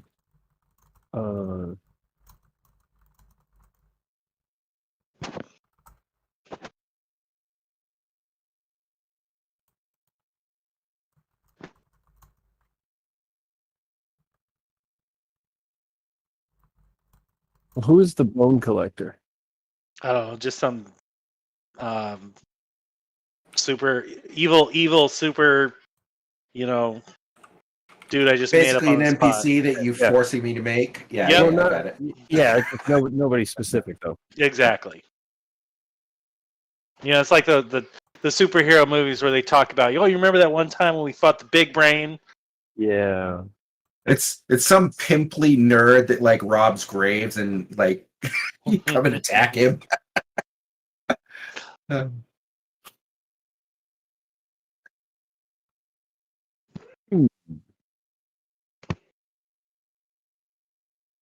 you want a sec to think about it, I can make Matt do Jamie.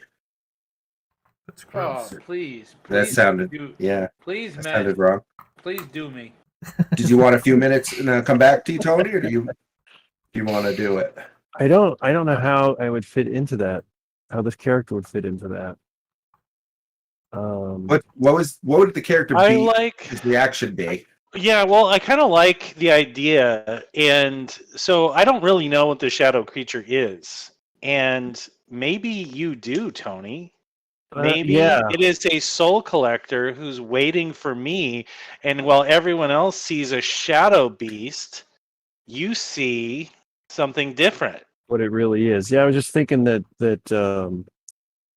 he would be a secret admirer of the shadow creature. Hey, Hey, I really like your work. Dude. Those are some nice souls you got hanging there. Yeah. How did you get this job? Oh man, the Spanish flu, or no, I guess that's too early or too late. But he could say something about like a smallpox outbreak in some countries. Like you did some good work there. Big fan. Secret admirer. I was thinking, my, what shapely shadows you have. Hey, the shadow creature could be female, could be both. Like a lady death that you're like in love with. How do you feel about that, Nate? Yes. Yeah. Because if everybody else just sees this shadow morph, they have no details. Right. But my guy can see the details. He knows exactly who this is, and it is somebody he has grown fond of in the gates of hell. Holy crap! So wait a minute. Just as a thought, not to change it. This is up to you guys entirely. But it also could be that you think it is because you're freaking crazy. Crazy? And you think No. I'm not saying you are. I'm saying you could be. Oh, You know, okay. it Well, could be. it doesn't have to be a female romantically involved. You know, it could be just somebody that he used to shoot the shit with down in hell, basically, to keep his sanity. So I'm gonna. How does this sound? I'm going to say. I'm going to say that while everyone else saw a rampaging monster,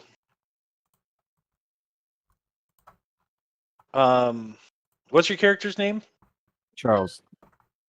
Charles and the Night Walker seemed to respond to each other, giving Guillaume the time needed to put up a barrier to control it.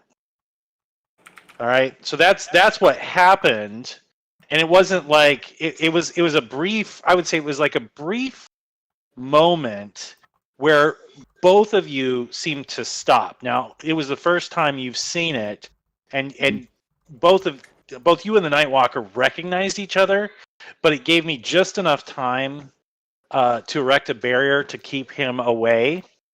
And eventually I got control again. And I would say for the aspect for me,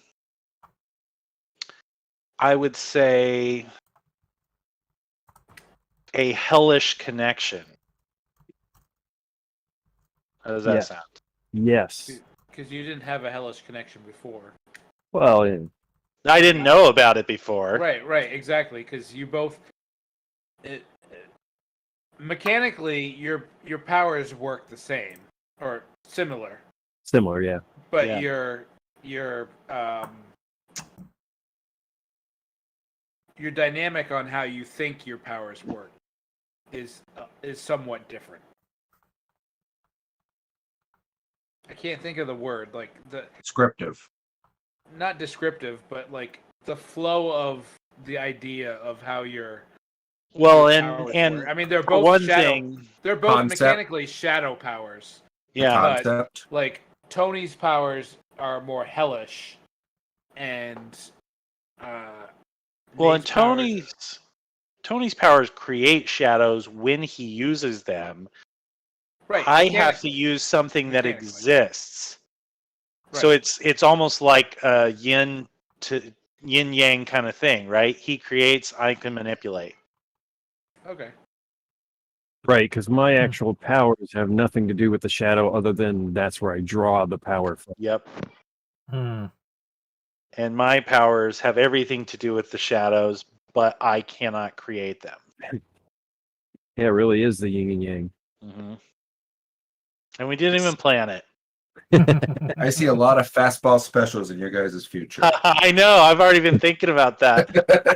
It's like, dude, quick, use a power. It's the day. Alley-oop? Yep. Yeah. Oh, that could be cool. That could be a lot of fun. All right, so did you guys both get your aspect? I missed Tony's because I got a message. Sorry. Did Tony get one too? I Get don't one, know. two? No. So what do you want to have for your aspect to describe your interactions there? Or did we agree? Were you getting the hellish connection, or was I getting the hellish connection? I don't remember that. I mean, that could work for both of us, to be honest. Absolutely could. Yeah. But you could also go the opposite.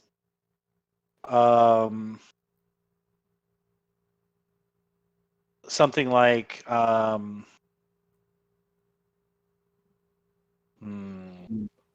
anchored to the physical world, or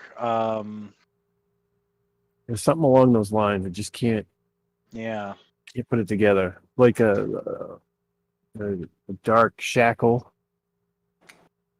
but that's still kind of negative. Shackled to Here's mortality. another idea. Here's another idea. What if it was a soul collector that disappeared?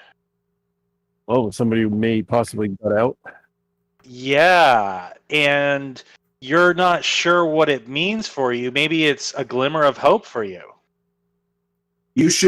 I think you should make it so that this being can't really talk, so that way you Right. can't get the secrets too easy. But Right. obviously it got out and you desperately want to know how. Right. Yes. So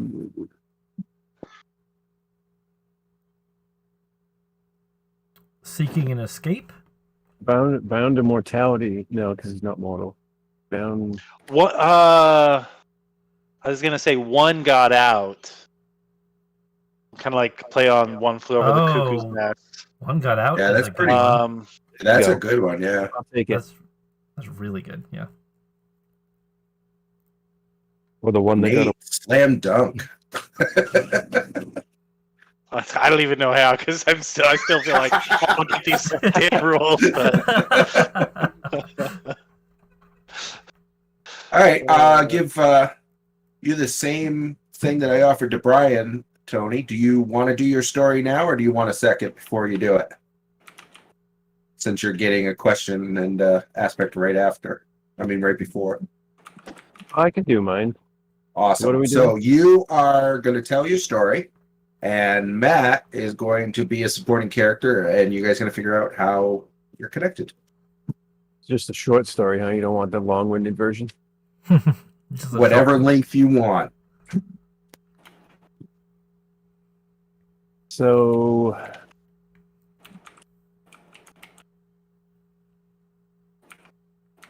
probably let's go with the end. So he woke up in a strange time, not knowing where he really came from.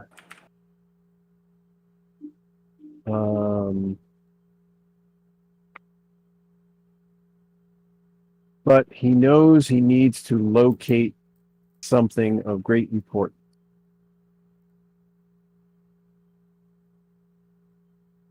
I think This is obviously the skull, basically. yeah, from the end of the Right. story. So But you don't know what it is. right, so he's thrust into this world, not knowing why, except that he needs to find something of great importance. And Matt, how do you fit in that? Guys, are you like just coming like you're popping into existence in front of him kind of thing? Is that what you mean? Like you're like, Good. are you like just showing up, standing up, or you like kind of like down on the ground, like exhausted and confused, or just to kind of set the scene for Matt?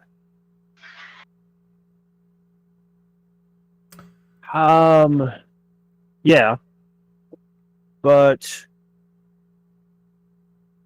I'd like to link it to the witch doctor. Maybe it was the witch doctor that summoned me, or the shaman or whatever from his story. That's what I was thinking. Like, so the in your backstory, the one with the skull, you saw that person. I did see that person. That person that possessed skull, I cannot harm.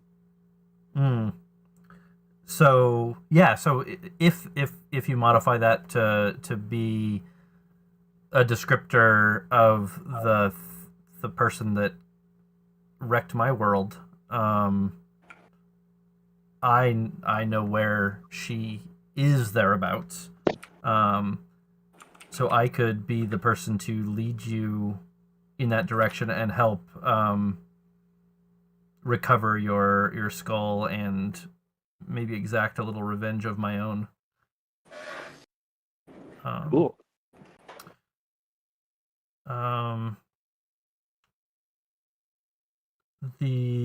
let's see,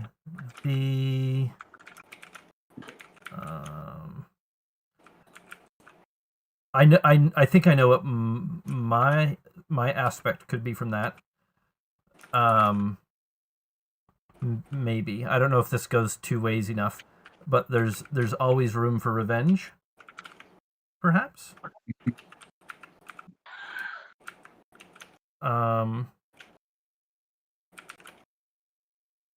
Or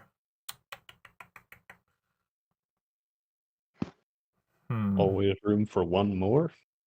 always room for one more.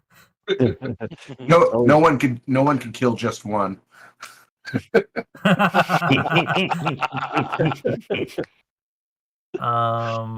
Murder, you can't stop at just one. Or something about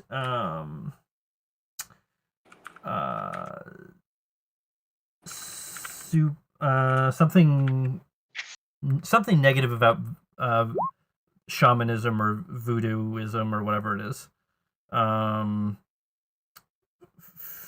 Depending on what you describe, perhaps through our interactions, I learn your origin story. So there's an innate fear that I have, or concern I have, or distrust I have of magic or shamanism or something, because that it messed with me and it brought something back from hell. So the two of you, this is just an idea. You guys can throw it out. So Tony's basically just appearing out of nowhere. You're waking up in the swamp, partially solid after basically going through all this. So you guys are out in the middle of the swamp right now, right? So if that happens, basically Tony wakes up and kind of goes, "Ew," and then you guys start talking, and then you're basically walking your way out of the deep swamp because you're much deeper than you thought you were in it. That's how you guys like get to know each other and come up with this plan. Would that work?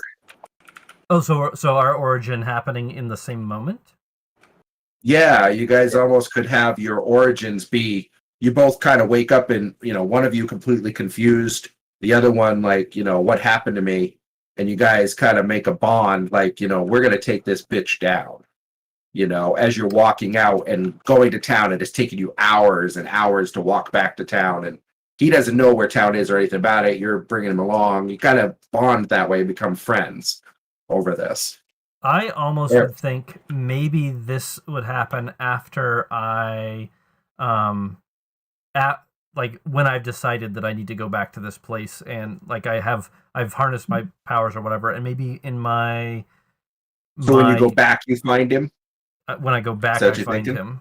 Yeah, perhaps, because I think I would be pretty out of sorts, right? Because my power is like I'm this massive blobby thing that isn't me, really, and having conversations. So you've got some control over yourself now, and you're almost like right.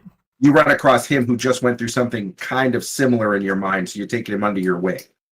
Yeah, and I'm like, this voodoo shit needs to be stopped, and I through the description I find out who this is, and it matches exactly. So I'm like, we're gonna do this. Perhaps. How about you, Tony? You like that idea? Yeah, because that would explain how I saw her, but I don't know who she is, and we'll say, he came back afterwards, and she split. She's long gone.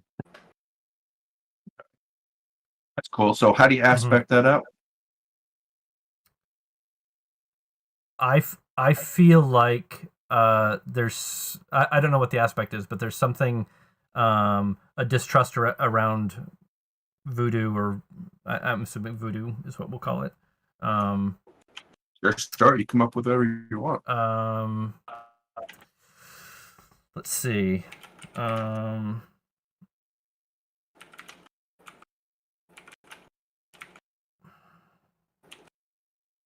Or distrust of magic of some sort. The witch has got to go. Witch. Hi ho, hi ho, hi ho. Sorry, all I can think of is the bitch has got to go, but you know, Good change thing. it around a little bit.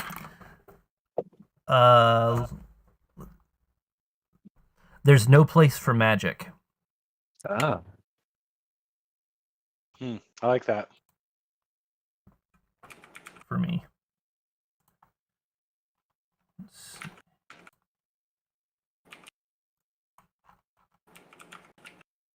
It's interesting. I don't know how this plays for you guys, but I was wondering how, with your history, Tony, how you were going to be brought into society, and it's almost like Pierre is going to actually be the one that's helping you integrate because you know so little about it. So yes. that's pretty cool.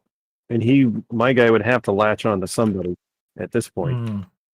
Right. You get ready to kill somebody. No, that's not what we do. No. He stole my rations. All right, how about you, Tony? You got an aspect for that little encounter? Um,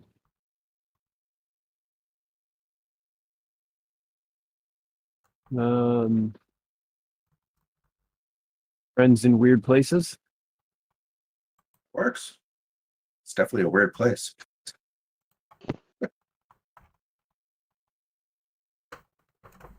All right, before I move on to letting Matt do his with Jamie, in the bio, I just popped Vera and Iona.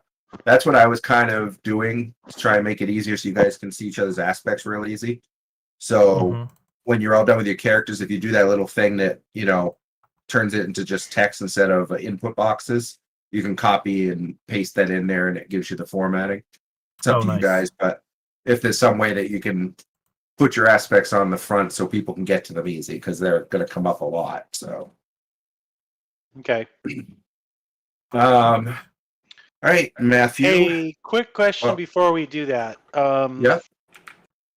So in the book, or in the like rule book, it says you've got phase 1, phase 2, and phase 3.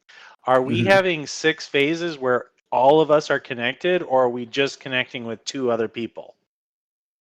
Well, I thought that we would actually do all of them, but from the stuff that Chris and Matt and Jamie were reading, it seems like it goes just 2 people each to make the connections. If you want to do more, I have no problem with it because that's the way I thought it would be.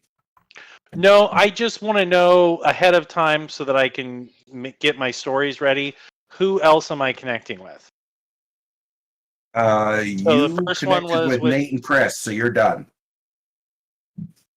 Wait, what? But Chris had his story that you were a supporting cast member, and then you did your story that Tony was a supporting cast member in.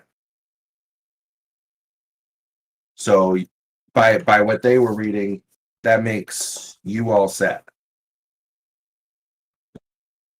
But Oh wait, no, go ahead. Well, the phase 3, you take these descriptions and you pass them around to the next person and establish another path with the same story. So in the end, we're going to just end up doing what I wanted to do anyway. Yeah, exactly. Okay. All right. Okay. So back to my question then. Mm-hmm. So I have a connection with Chris. I have a connection with Tony. Who's going to be my next one? Or is it going to be totally random? Why don't I come up with a random order for it so that you get somebody else? Okay, obviously. but I don't have to think of a new story then. That's what I guess I'm ultimately getting at. Same story. Okay. It looks like so. We only need one story. Perfect. One story where you're the star. Because but I don't know. The example in the book is very, very different than what you guys are doing. Because the example in the book actually shows a connection with 2 other characters. One is from your perspective, and the other 2 are from their perspective. Now, it could just be that they're, And they have 3 players. See, my original understanding they would have of this, 4 players. What's that? They would have 4 players with 3 connections. My understanding of it, which at the beginning, from my understanding of reading it, but of course it was like a month or 2 ago when we last did this, was that each of you would be doing this to make connections with the other players so that you're all interconnected. But we're backing up and doing it in these phases where we're just doing one story at a time because that's the way it actually says to do it, was in that order. It's probably less confusing to do it step by step. I was going to get us there, so basically I thought everybody would be creating an aspect for everybody else in the party, and it's just because we have a large party that there'll be so many aspects. Hmm.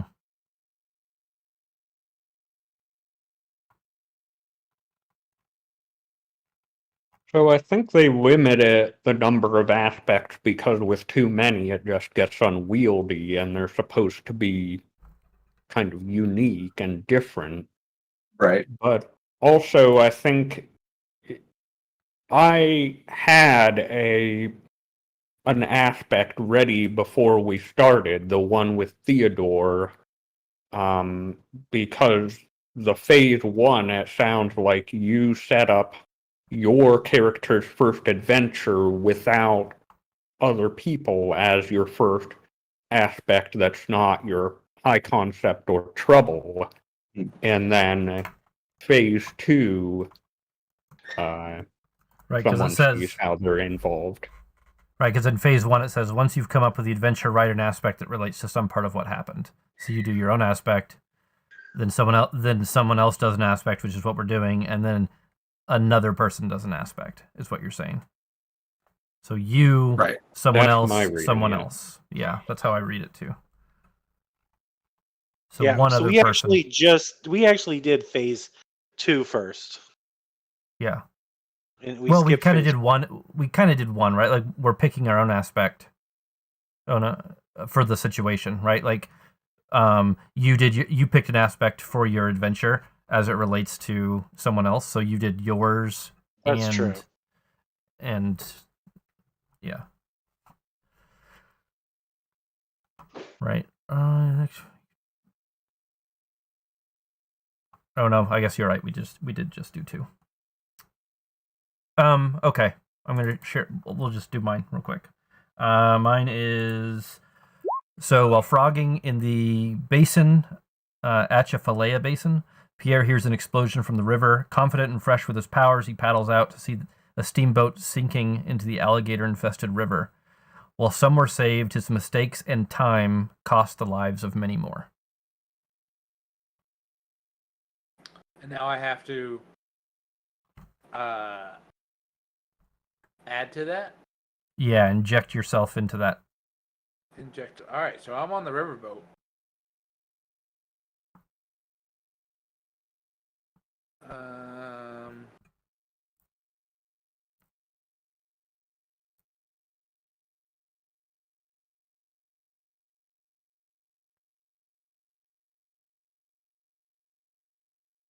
Yeah, I don't.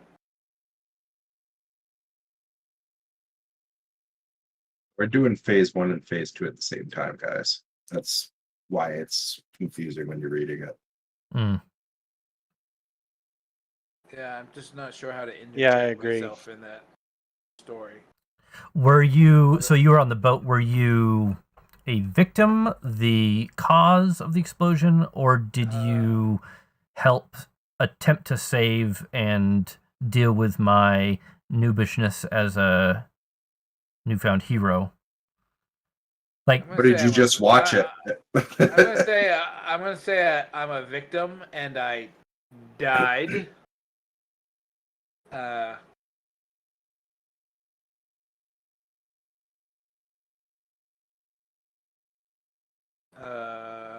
gonna say that, like, I told him not to save other people, but he saved me instead, and I died anyway. But since I'm regenerative, I was trying to tell him to. Oh, that's not beneficial.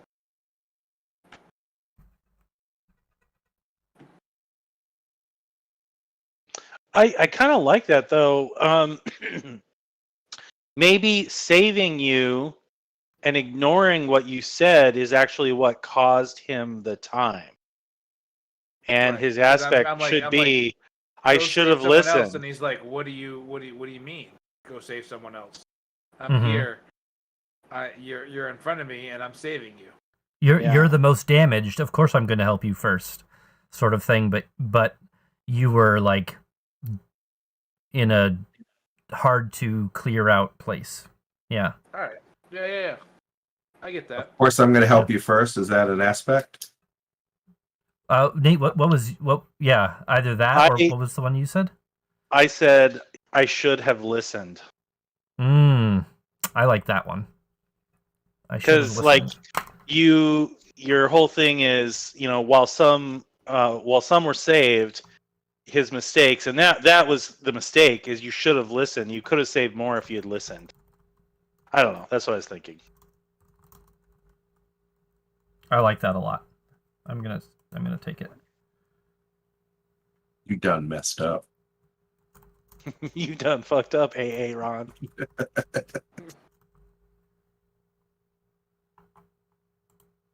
What about you, Jamie?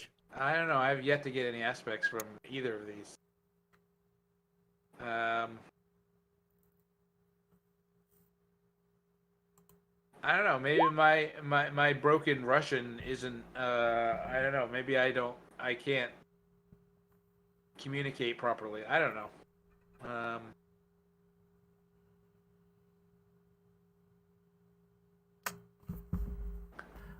Maybe. I only speak Rusky. What about I don't know English. No English. That's not really a. Do you have a low pain tolerance? I do not. Considering I can rip limbs from my body and Everyone wants your body.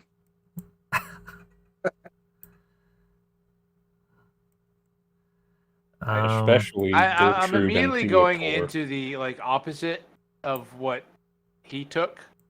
Like, he didn't listen, but I didn't communicate properly. Lost in translation. Nobody listens. Lost in translation. Lost in translation. I love That's awesome. All right. I'll take that one. And that connects all you guys on that. So yeah, we'll do the phase 3. I really wasn't sure that session 0 was going to take place, but it looks like it is. Jamie, did you get your second? Yes. Did Jamie get 2 aspects from this whole thing? No, I didn't. I got one from yours, and I didn't give one. I didn't get one from Brian's. Yeah, you had to come up with yours for Brian's.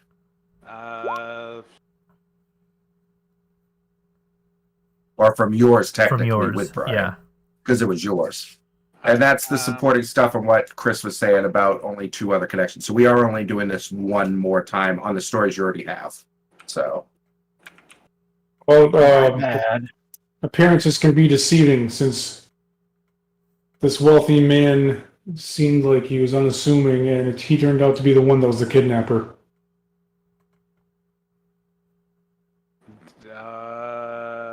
How about doesn't trust appearances? Okay. Yeah. That's a good aspect, actually. Mm-hmm.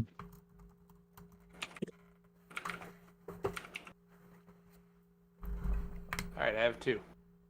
All right, actually, okay, so I'm going to offer it up to you guys to decide. I can randomize the rest of them, or you guys can pick and choose who you want, based upon the stories you've heard, whose story you want to be a part of to make the connection. But only one more person gets to do it, so it's like a claiming. I can do that in order. I personally say randomize. Yeah. That's my vote, is just to randomize. Mm-hmm.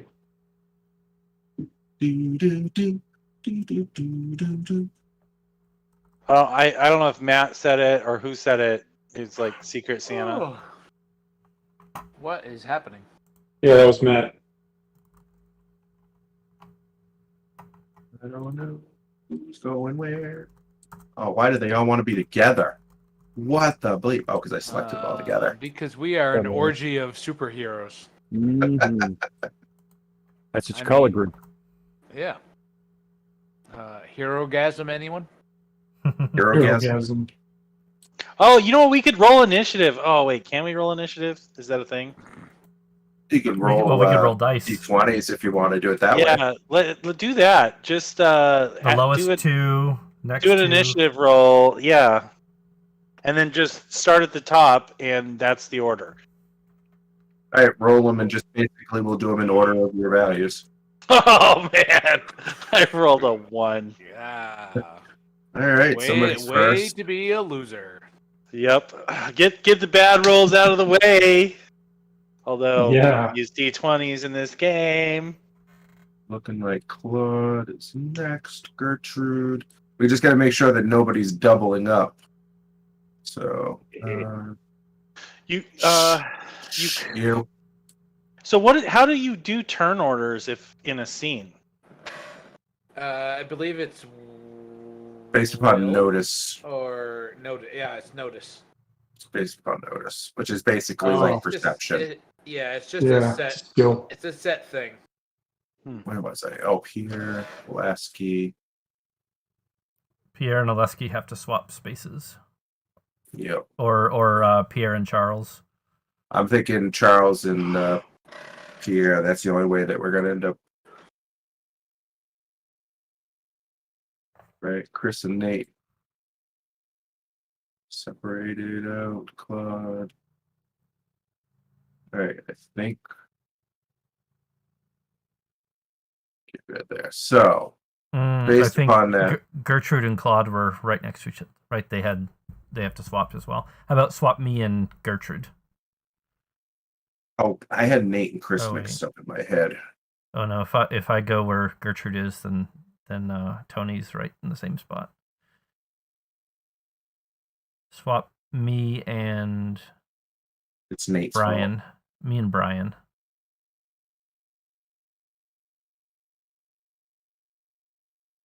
fault. If you swap me and Sorry. Brian, it would be fine. Yeah. I was just grabbing the wrong people.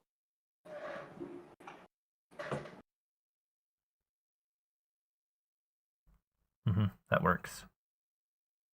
So you're going to be connected to both shadow people there, Matt. Oh God.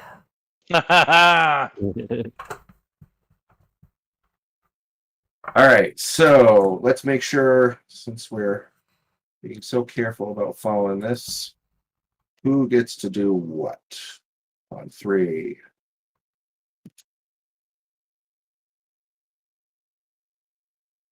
Two, yeah. All right, so basically, yeah, so whoever's turn it is, basically the next person is going to contribute to that person's story. So Matt's going to contribute to Nate's story, Chris is going to contribute to Matt's story, et cetera, et cetera, et cetera. That makes sense to everybody?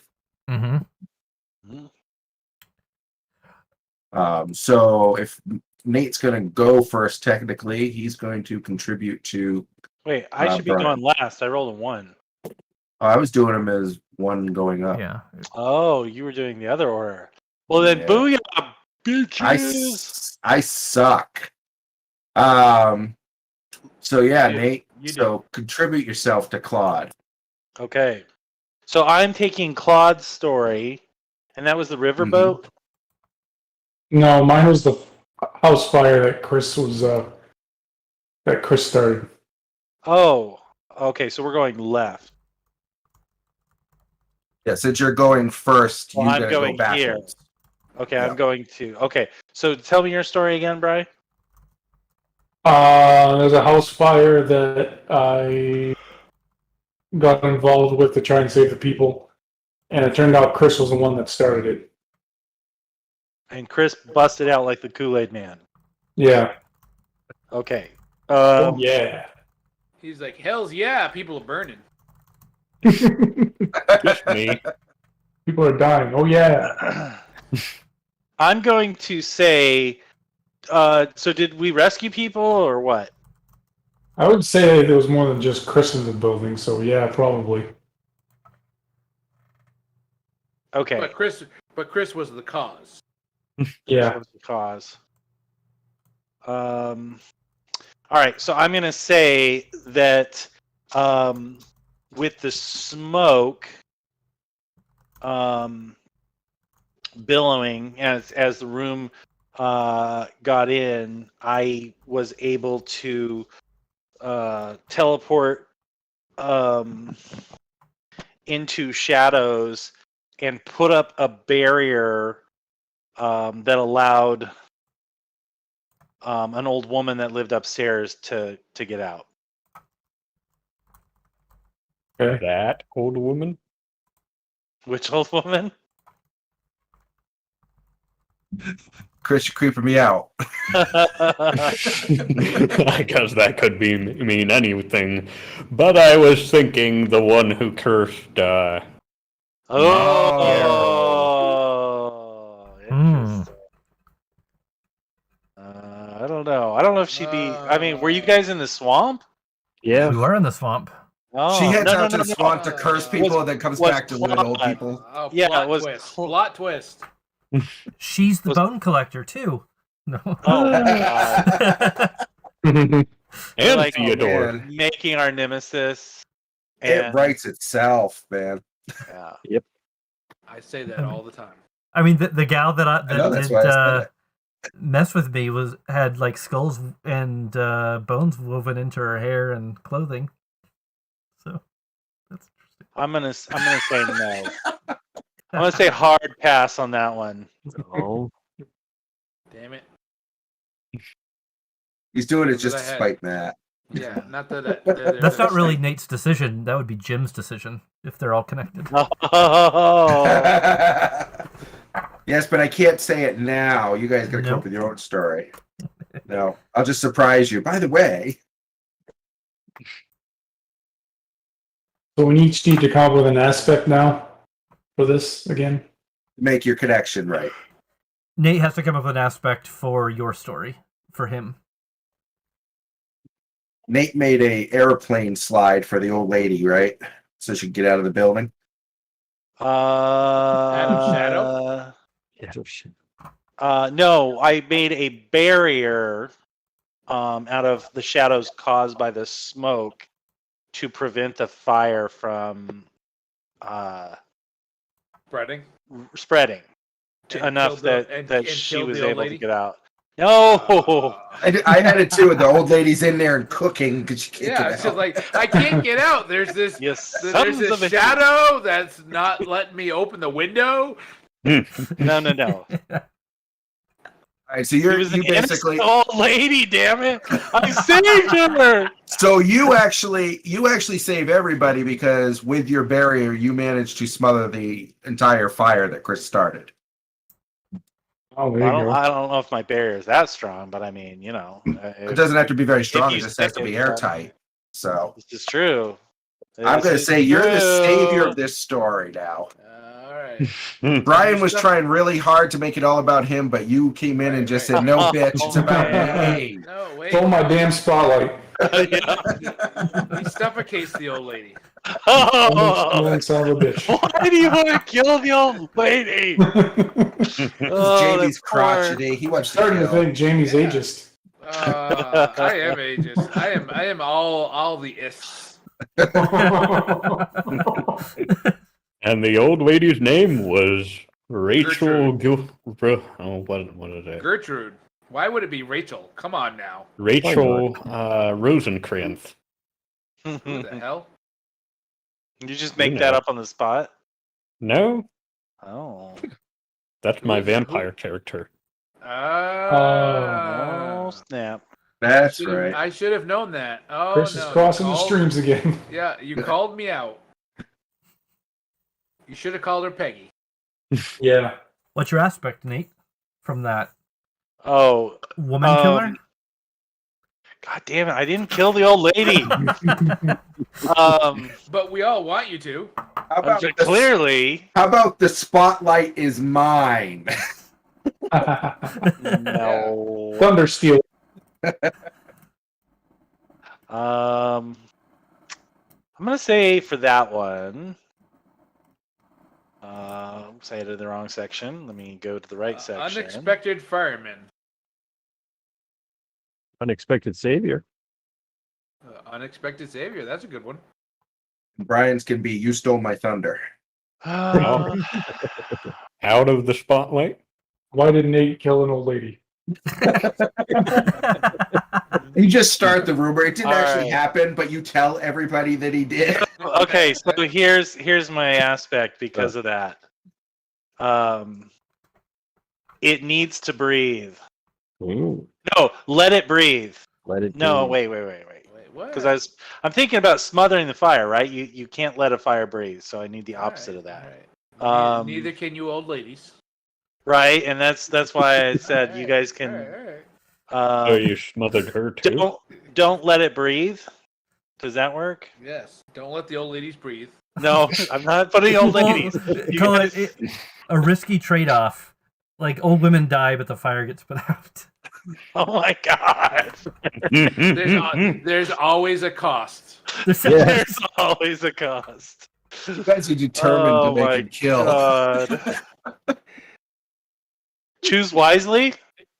So, actually, okay, all joking aside, because that being isn't completely under your control. If you actually told him to put out the fire and he saw the old lady and he just goes, "Well, you just told me to put out the fire."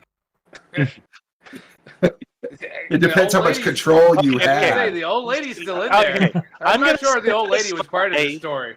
I'm gonna satisfy all of you morbid bastards, and here's what I'm gonna say. I had a choice to make: either put out the fire or save the lady, and I chose to put out the fire, and because of that, it cost her life. So that's So your lesser aspect. of two evils. So I'm gonna say, I chose to put out the fire. For the greater good. Oh, well, I'm thinking more along the lines of paid the price. Oh, pay the price. That's my aspect. Pay the price. Ooh. That's a good one. Someone always pays the price. Oh, someone always pay or. I'm just thinking more broadly to be able to use it later on you if it's. Yeah. I like That's some- okay. someone- Keep what you had. Someone always. Well, I pays the could price. do. There's always A price to pay. a price. There's always to a pay. price to pay. That's good. Yep. Yeah, that works. That gives a lot of broad latitude to use that. Okay, that's it. And you're done. All right, Now I Matt, need it's one, your right? time to kill an old lady. Do I need to come up with an aspect for myself though? Oh, I No. thought you did. I'm sorry. No, not Yeah. for this story. You already have one for your story. Yeah. So Brian, you're gonna make an aspect from whoever you connect with. Yeah. Oh, That'll okay. be your third character aspect. Okay. So Jim too is right. late. We did do all three phases. We did one for ourselves. We did another one based on joining someone else's story, and now this is the third time we're crossing paths. And yeah. So And streams. yep. All right. Actually, Jamie and Brian are in the same proximity as well to where they were before. I just realized. Before we go too Yeah, but far. Are we in opposite directions? No. You were. Yeah. Jim's fixing it. There we go. Right. Yes, that's good. That's beautiful. Perfection. So Matt is going off of Nate's story. no, not Yes, no. Nate. All right. Yes, Nate's Nate. story. Yes, All right. Nate. So during a stressful encounter with the Bone Collector, Guillaume lost control, releasing the Nightwalker, and watched in terror as the creature started rampaging. I don't remember what your connection with Tony's Oh, was. let me relink it. Fancy. Damn it! Every time if I pop out my character, I have to reload the browser before I can click it again. Okay. I haven't been reloading the browser. It just takes a second for it after you close it to when you open it up again, it'll finally work. Because roll 20. Charles and the Nightwalker seem to respond to each other, giving Guillaume the time needed to put up a barrier to control. Which I didn't necessarily make this story to, have more than one person, so we can adjust it all if we need to. And lost control, releasing the night. I mean, maybe the Bone Collector is the woman that both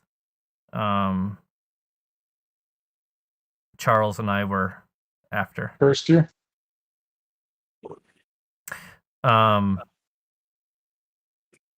Totally gonna have to make this Bone Collector. I can see it. And and I was busy with her lackeys outside while all this was going down. So I was You might have been there already because you and Tony are pals. Right. I was clearly with Tony. I was clearly with Charles in that area. Like that, he was there and I was there, and especially if it was we were hunting down this woman.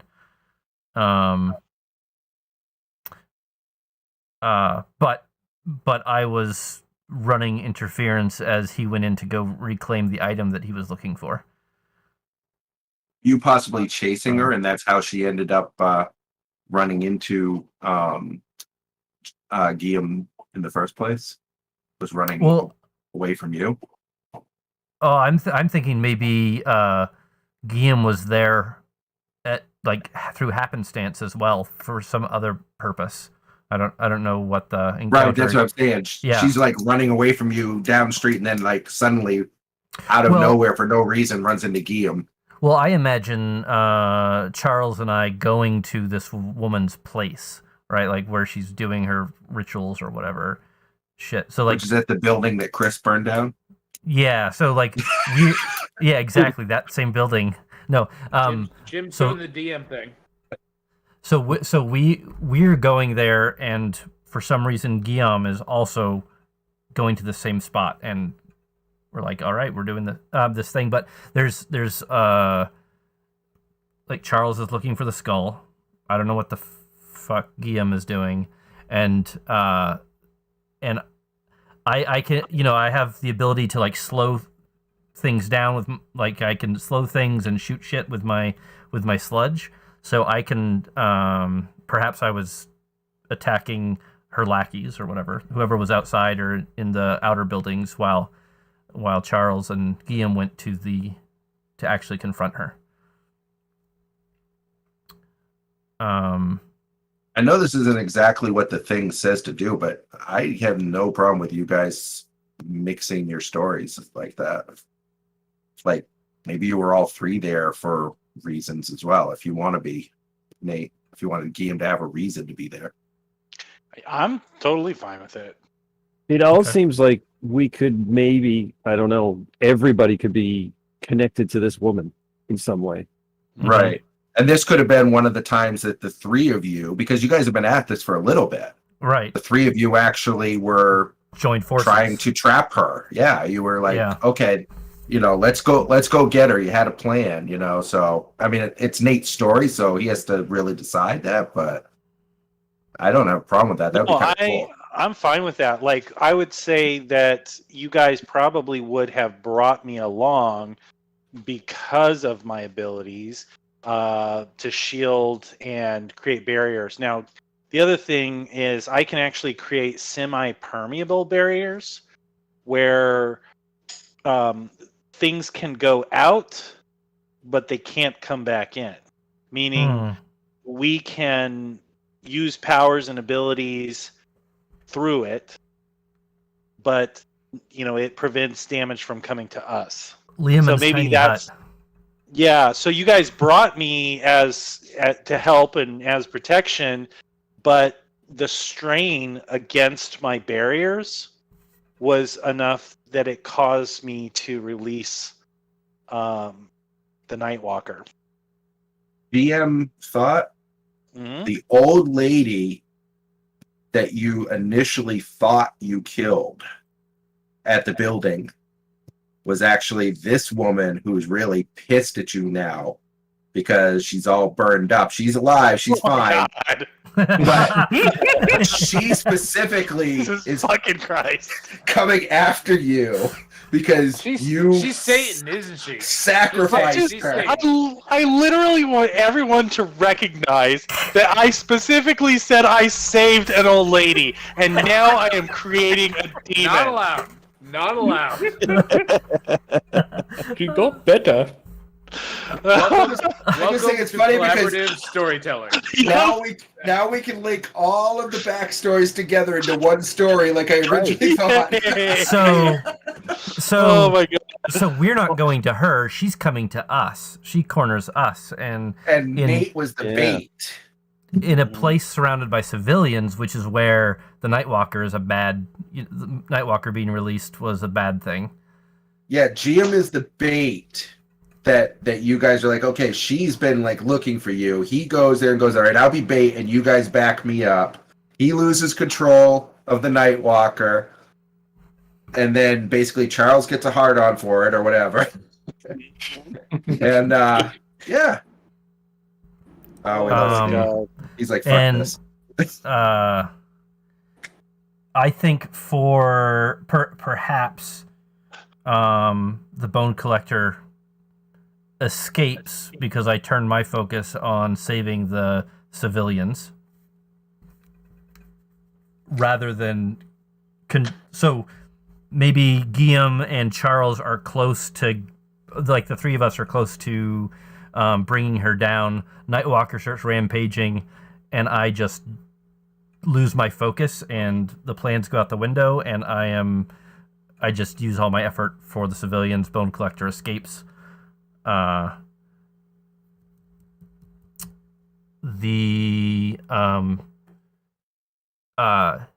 Easily distracted is one, or let's see, what's in. I'll deal with the lackeys. Are the lackeys children? Oh shit. Yes, they The are. Bone Collector, They are the Bone children. Collector specifically goes after the bones of children, thus leading to Jamie's story of the missing child. There we go. Yeah, See, they are Jim's- children. Jim is doing the GM thing. Yep. Okay, they're children. So I'm attacking children and saving. You're saving Ooh. children. I'm saving children. Because they're possessed. So they're not lackeys. Yeah. Oh, they're possessed. Yeah. So They're possessed. You have to Alright. gently defeat these lackeys. They are weak in will, so they are easily taken over by spirits. So you got a bunch of like kids and toddlers like swarming you, trying to bite and hit you, and you have to like not kill them but defeat them. Don't That'll smother them in a impenetrable dome that doesn't let any old ladies through. Just smoke. Yeah, not like that guy.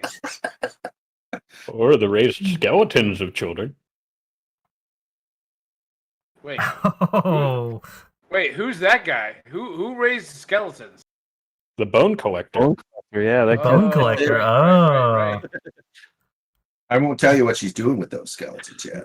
So Making does dream the bone- pastries, like Jeremy just said. Jesus Christ. Right. So wait, session 0, we create the big bad evil guy on a fucking whim. Like, what the hell? Yeah, like I'm totally blown away. I did not have this bad guy in your stories, but Yeah. No, this is the big bad now. That's how. This is how it works. This is how it works. Oh my god. All right. It's So all the skeletons organic. of little children.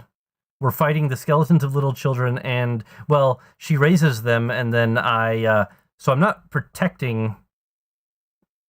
Maybe you're protecting the other children she was trying to take. Right.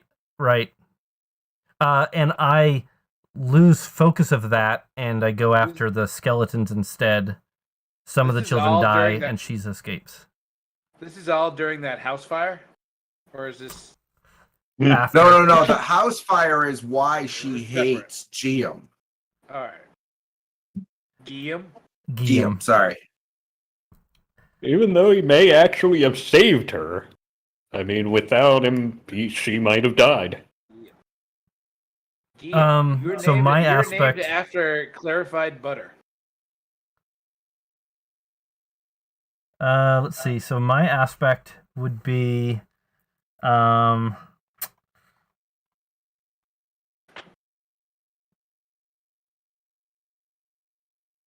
mm, Perhaps the demon needs to have fire to break the barrier between worlds, and keep forgetting Chris's character's name. Gertrude? Gertrude, in her experiments, maybe she was whispered in a way that's more like Inception, that she thinks it's her own idea. She accidentally causes a divergence between worlds, allowing the old lady to come into the physical world, which causes the house fire. I don't know. I'm just spitballing it.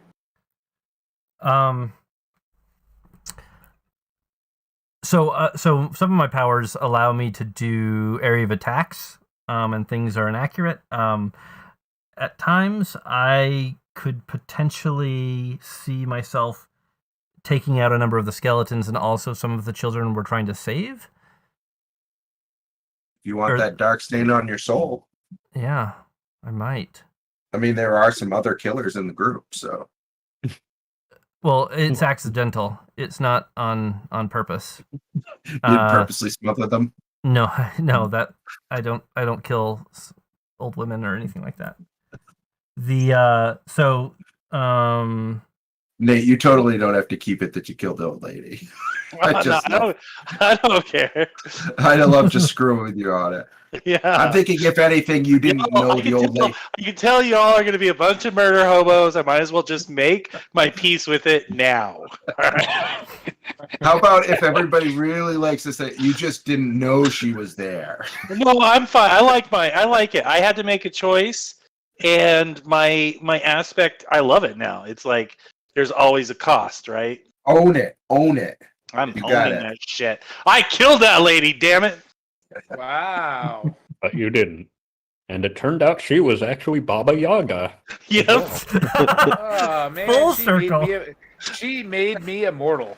Yep. Oh, man. She's just fucking with time. Hopefully we don't have to find her chicken-legged hut. Time to run that old D&D adventure. Oh, God. And then in another plane of existence, she was a Vishtani that you guys visited. Right. That slept with Aramin. Yep. Maybe Charles is Aramin. Oh, wait, no. Finch killed Aramin. Or did he? So basically, this woman is not only your big bad guy, but she is directly responsible for most of your existence. Ooh. Because she brought Charles into the world with other people that are all dead, but brought him into the world, made Jamie immortal. She released the Nightwalker. And she made Pierre into a monster. We just got to figure out how she made. What's that? What is her purpose? We don't know yet, do we? Yes, we do. We don't know. She's actually a novice, and she's practicing her witchcraft, and we're all her mistakes. I should have died. Yeah, she wasn't trying to. So if that's the case, maybe Gertrude is her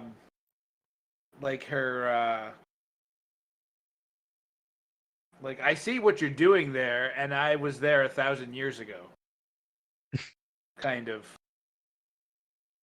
I can't put it in words. Like she has the same problem, but she's been attacking it from the magical point where he's doing it from the tech point. Right. She sees Gertrude as like a fresh inspiration. Like, oh, well, I didn't quite think of that, but I've been doing this from a different angle. So now she wants Chris's parts. Ooh. Oh, man. Or at least her secrets. Well, what better way than to just take them? Mm-hmm. Right. So now, Brian, how are you connected to the bone Wait, collector? Or she caused the illness. wait. Is Gertrude mother? After she gets all her flesh parts away, is it mother? Oh my god! Oh my god!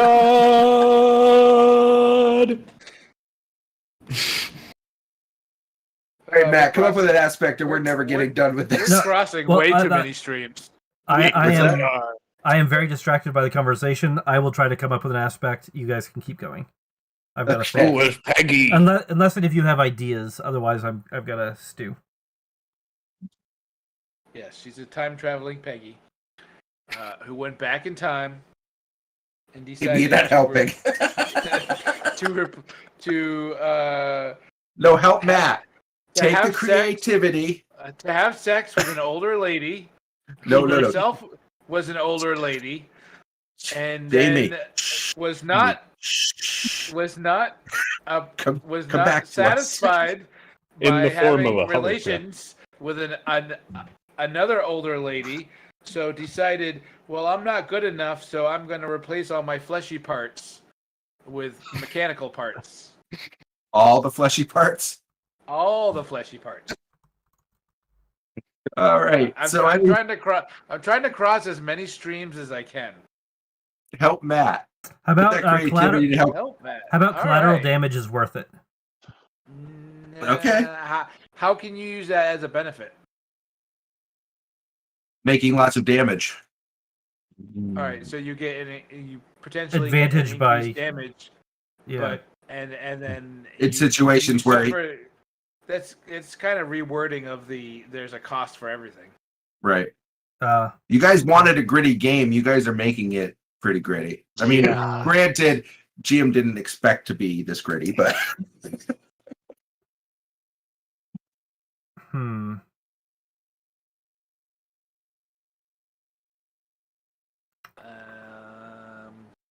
What was your role in that story? success at little cost. My role. Oh, My role was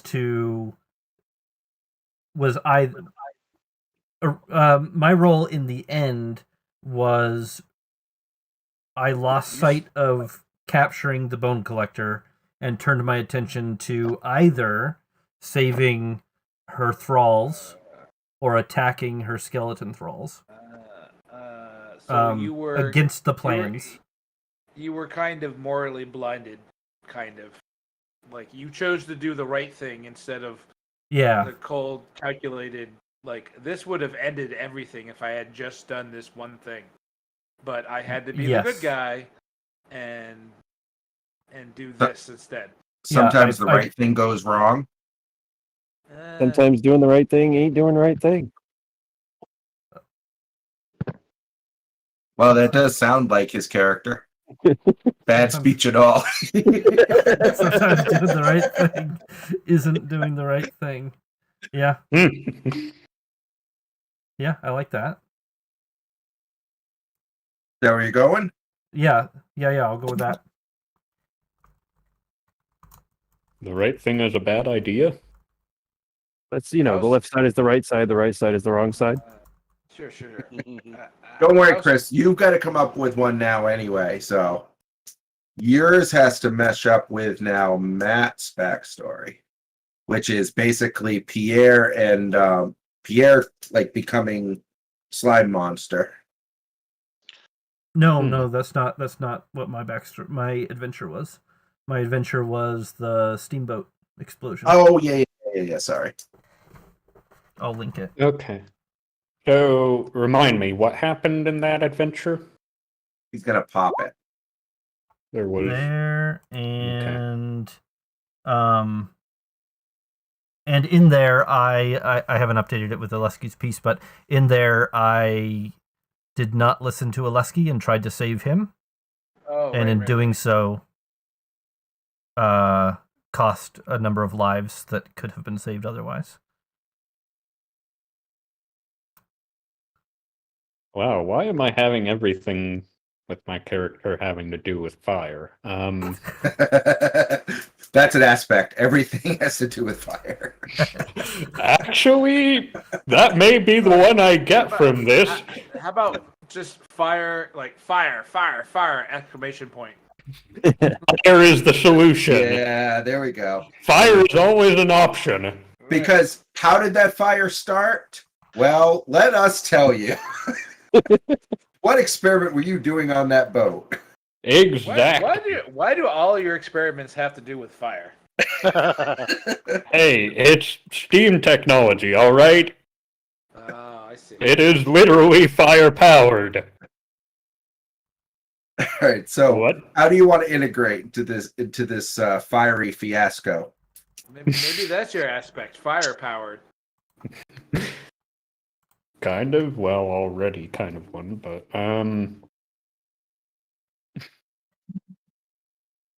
though I already do have 5 aspects.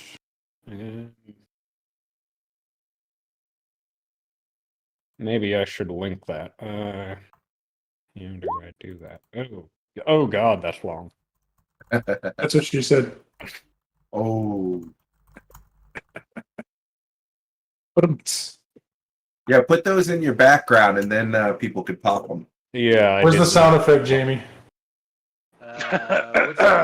Which sound effect are we looking for? The one you're supposed to play when we say that's what she said. From no, the one from Price is Right. Bum, bum, ba-da. Wow. Yeah, that one. Sad trombone, baby. I don't think I have. Sad Sad. Oh, Saxophone. wah. I have rim shot. Where's sad oh, that's not the right one. It's the. I'm totally downloading that, Bri. Thank you. I gotta also download a Crickets. Cricket. If you have voice mod, Crickets is built in. Yeah. So far, I haven't liked any of the voices in the voice mode, though. But the problem is, recently I transitioned to a solid state drive and redid my entire system. So I am working backwards. Restoring. Yes. To be honest with you, there That's it. it is. Jim, other than the one voice I do use with it, which is Safi's passenger, I don't use the voice changer at all. Like, I haven't found anything that works. I mostly use it for a soundboard. Yeah, most of them seem to be just way overboard. Like, I thought they'd be like subtle, you know? No. You make your own. Like, I've downloaded and created all of my own. I just don't use them very often. I try to use them as a player, but I'm afraid I'll be that guy. Be like, oh man, he's playing Wilhelm scream again. I'm afraid I might become that guy because I literally have a profile for each of my D&D characters. That is amazing. All right, so Chris, what aspect do you want for this? I'm tempted to tell Jamie to play the shit, here we go again. But That's for Shadowrun. Here we go again. But I am That's thinking. from GTA, actually. Right. I'm thinking, big surprise. That steamboat was probably something Gertrude was working on, testing something out on, and she was hired to make the steamboat go faster, or alter the engine in some way. Oh, but She's the reason it blew up. She's a woman. They wouldn't have hired her as an engineer. Probably not. Yeah, that's probably true. I think, I agree with you, but if she has credentials that prove like otherwise, I mean, yeah, they might That have. or she owned it and was being testing part it. of the patriarchy, seeing an advantage that you can possibly gain control of, they might be like, well, hey, you seem to be an intelligent woman, and I don't know. I'm going in circles now. Seem to be intelligent even though you're a woman. I like. Well, no. I mean, like there are industrialists and there are thinkers, but if they can see like an advantage to take advantage of, They would. they're gonna use it.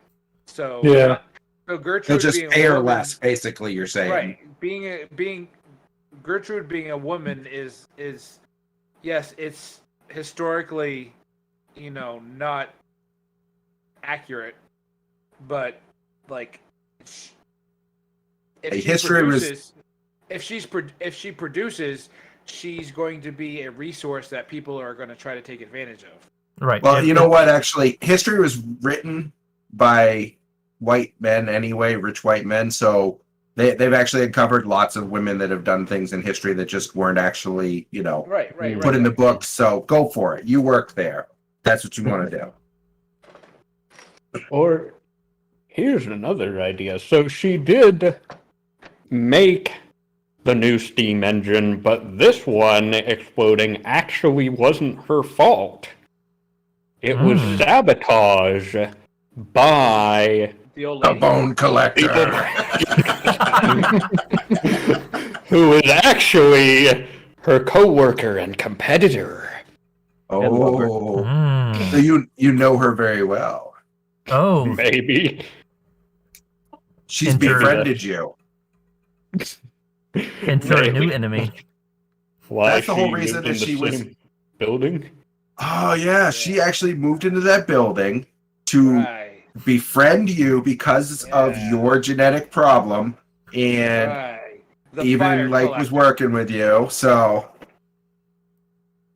yeah. All right. So cool. Yeah, you could work with her, or you don't even have to work with her. She could have just known that you were doing it. Wait, Sabotaged who are you working with?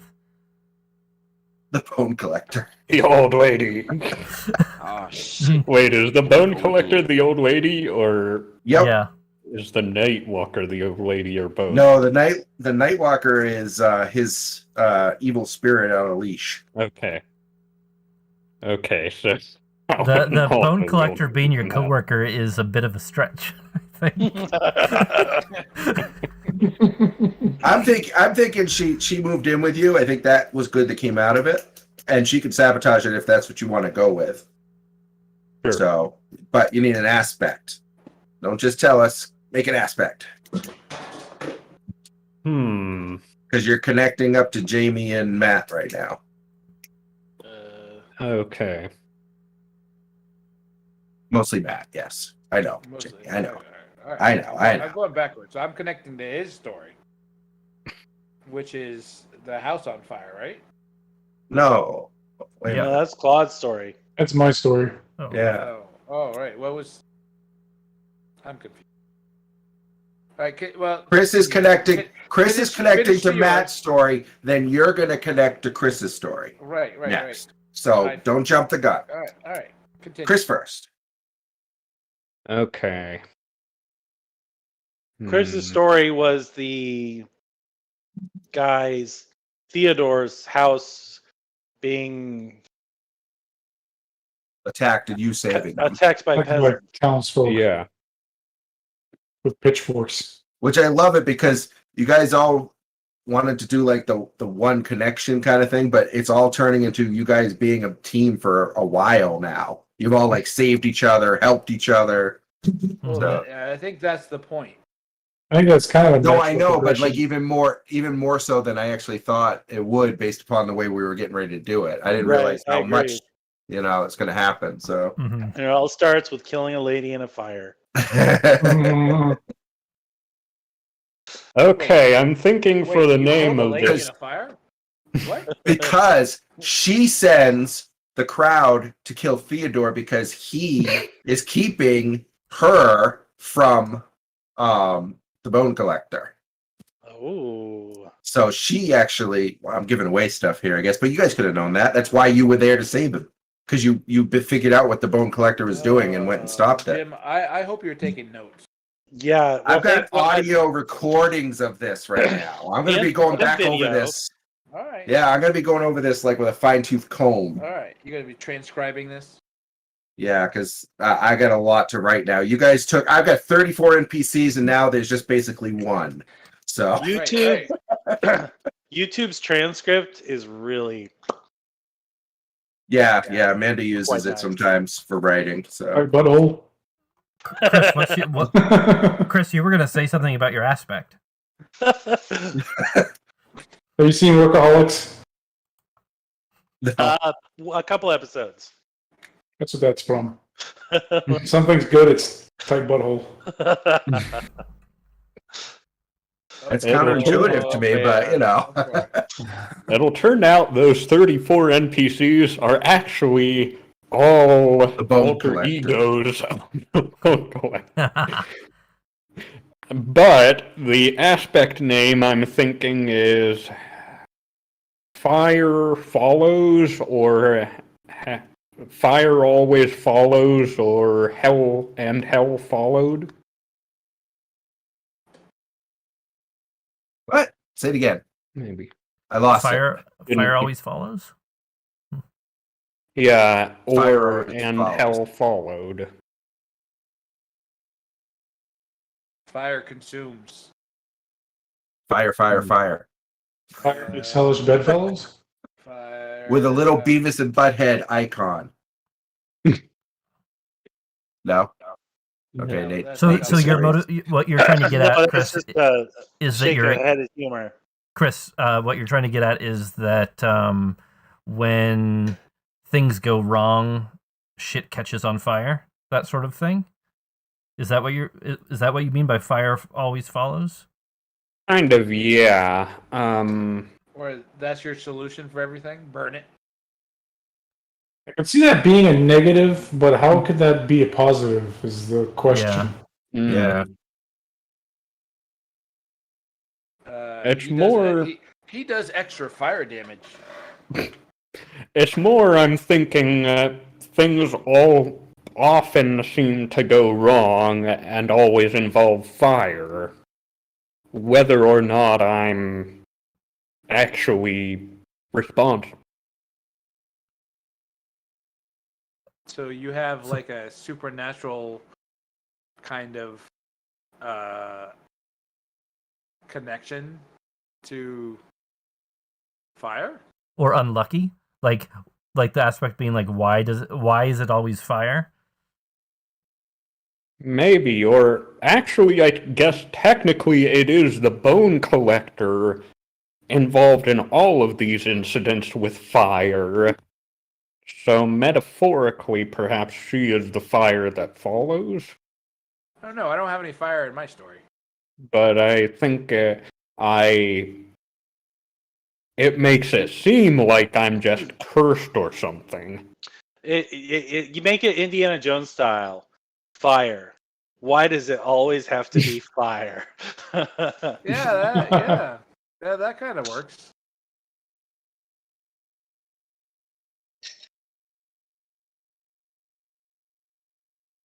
Yes, no, silence. I'm trying to think through the positives of that.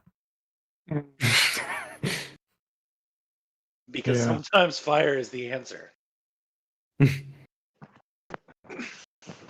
Well, the other thing is it also kind of overlaps with my previous story. And that actually it being why does it always have to be fire or is good, because if you want to set off make an explosion of some sort where the goal is to cause a fire, you can invoke that aspect and be like, yes, things are going to catch on fire when I do this thing. And What that about will something be simple like fire burns? Because basically, like if he's using it as a positive aspect to do more damage, but it also could be used negatively because he sets things on fire. Yeah, but doesn't he have a steam reactor on his back? Mm-hmm. True, yeah, But he maybe. can create different abilities out of it. So Yeah, maybe it overcharges it effectively. Maybe it's not fire as much as it is like heat.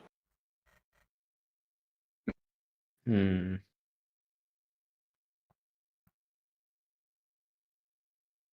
Too hot to handle. It burns. Which Too cold to hold. Sorry, It burns. Ghostbusters. too hot to handle would be good because it could be a reaction to something or an aspect of his character in close quarters or Yeah, that can be pretty situations. ambiguous. Yeah.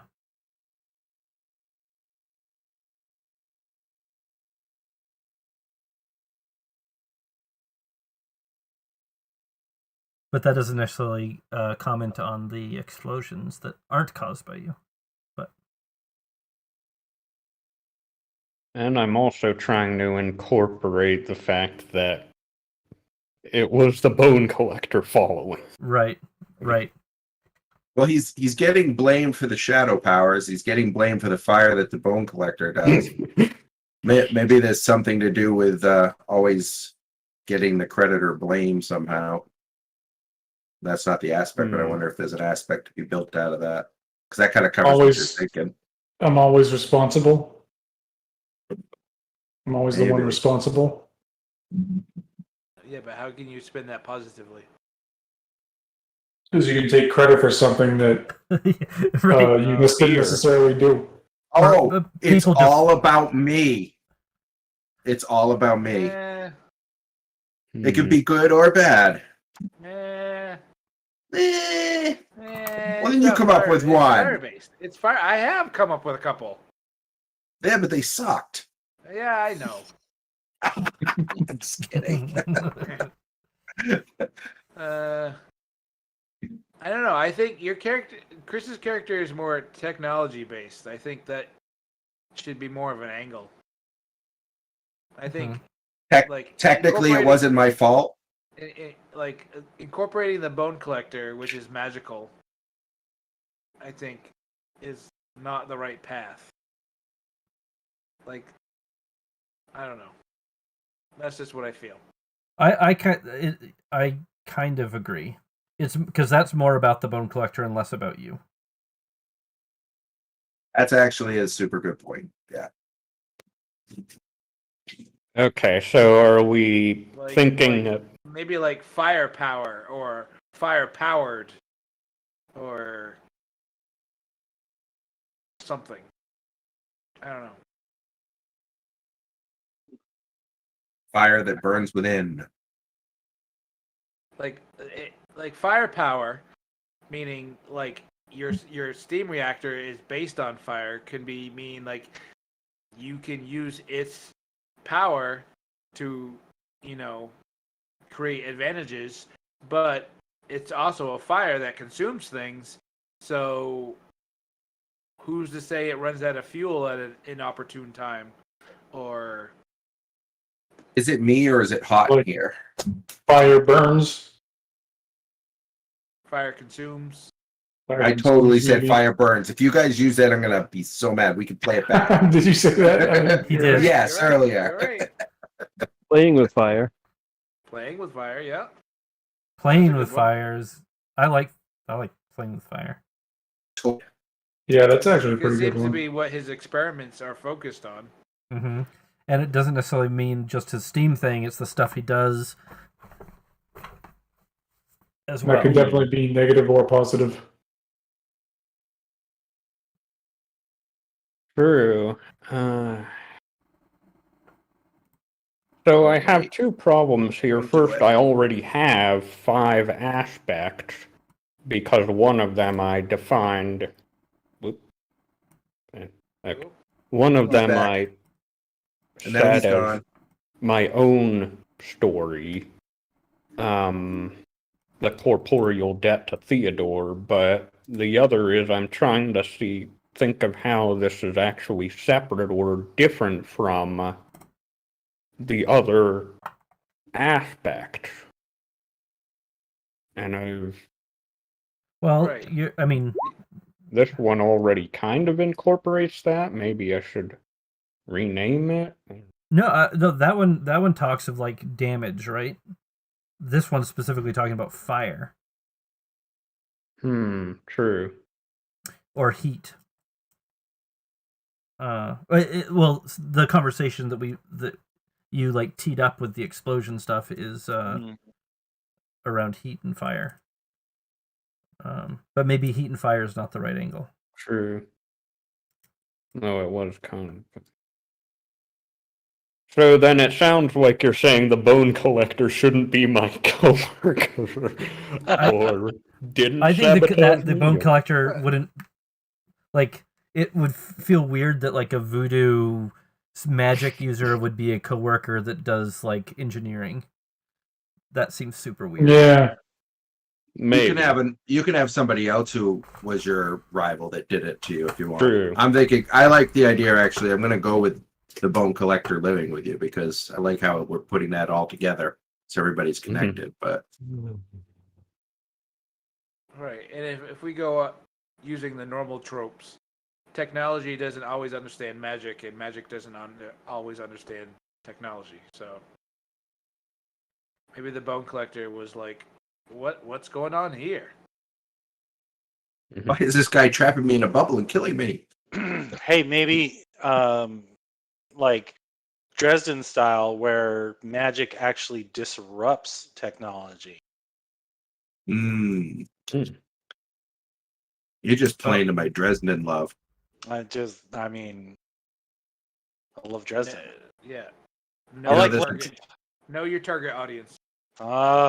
Nate, there is a Dresden Files Fate game, just so you know. Okay. When are you running that, Jim? Uh-huh. Mm-hmm. Fate based. Here's one. Moths to Flame. Okay. Or like a moth to flame. Like a moth to flame. There you go. I like A that. moth to flame. Perfect. I like it. All right, Jamie. You're full of ideas. Now it's your turn. All right. So her idea, Gertrude's story was that she posted it. Reckless research. It was pitchforks and Yeah, she was at Theodore's dwelling and was attacked by pitchfork wielding people that the bone collector sent to get him. And get her then or him. Theodore? Theodore. Yeah, it was actually specifically after Theodore. I don't think she even necessarily knew that he was there. I mean, she was there, sorry. And then Nate saved the day because he caught on to the plan. How are you a part of this? How did Nate save the day? Shadow puppets. So he controlled some of the. I created shadows that went charged the angry townspeople, put out some of their torches, and were just spooky.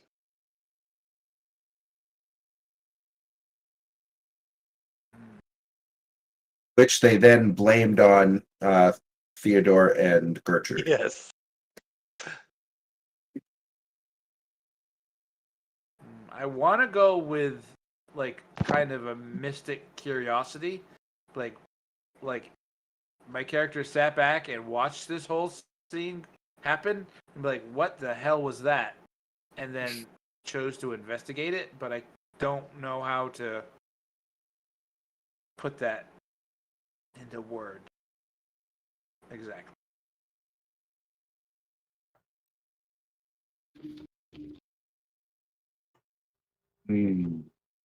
Like to put the investigate part?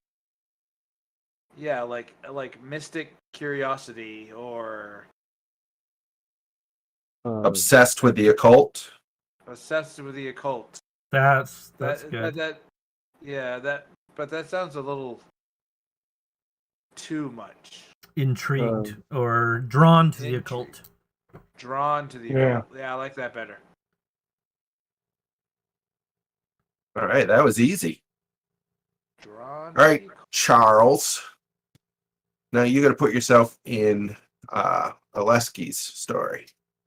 Well, I was at the building, remember, trying to find the skull.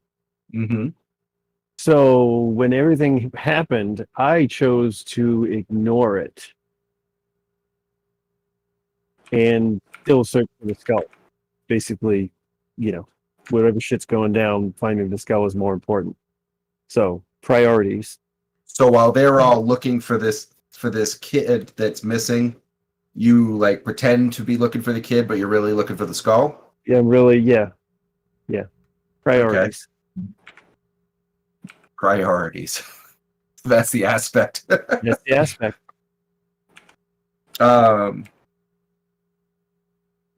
Please. How about like Mixed priorities? Mixed priorities.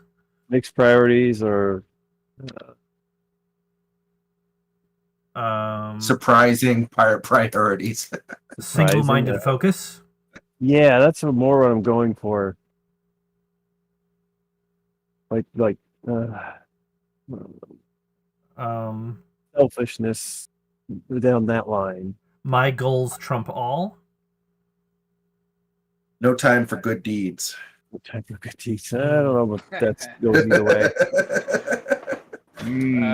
Higher purpose. Higher purpose. Lower purpose. Lower purpose. Secret purpose. What? Why were you like looking for this skull? Actually, he doesn't know. He just seems to be. Right. There's something in the back of his head that says he needs this. All right. So you do know that the person that had it you couldn't hurt, so that was obviously a thing for you too. Yeah, true, but I still don't know the reason why. Subconsciously controlled. Higher priority. Can these Priority- aspects change over time? Be dropped? Yeah, during different in betweens, like milestones and stuff, you can do it. So yeah, Swap until out, you swap find the around. skull. Like if you find the skull, then it feels like an aspect you could swap out. Right. Right. Driving goal. Priority target. Single-minded. Yeah. Yeah. If you achieve a goal in game, generally you swap out that particular aspect with like an aspect that like Drives you to the next part. If you achieve your goal, then you are, satisfied or something. Yeah, but we got to give you something different that keeps you still engaged. So Right. it probably won't always be like what you think it will be, like, kind of thing.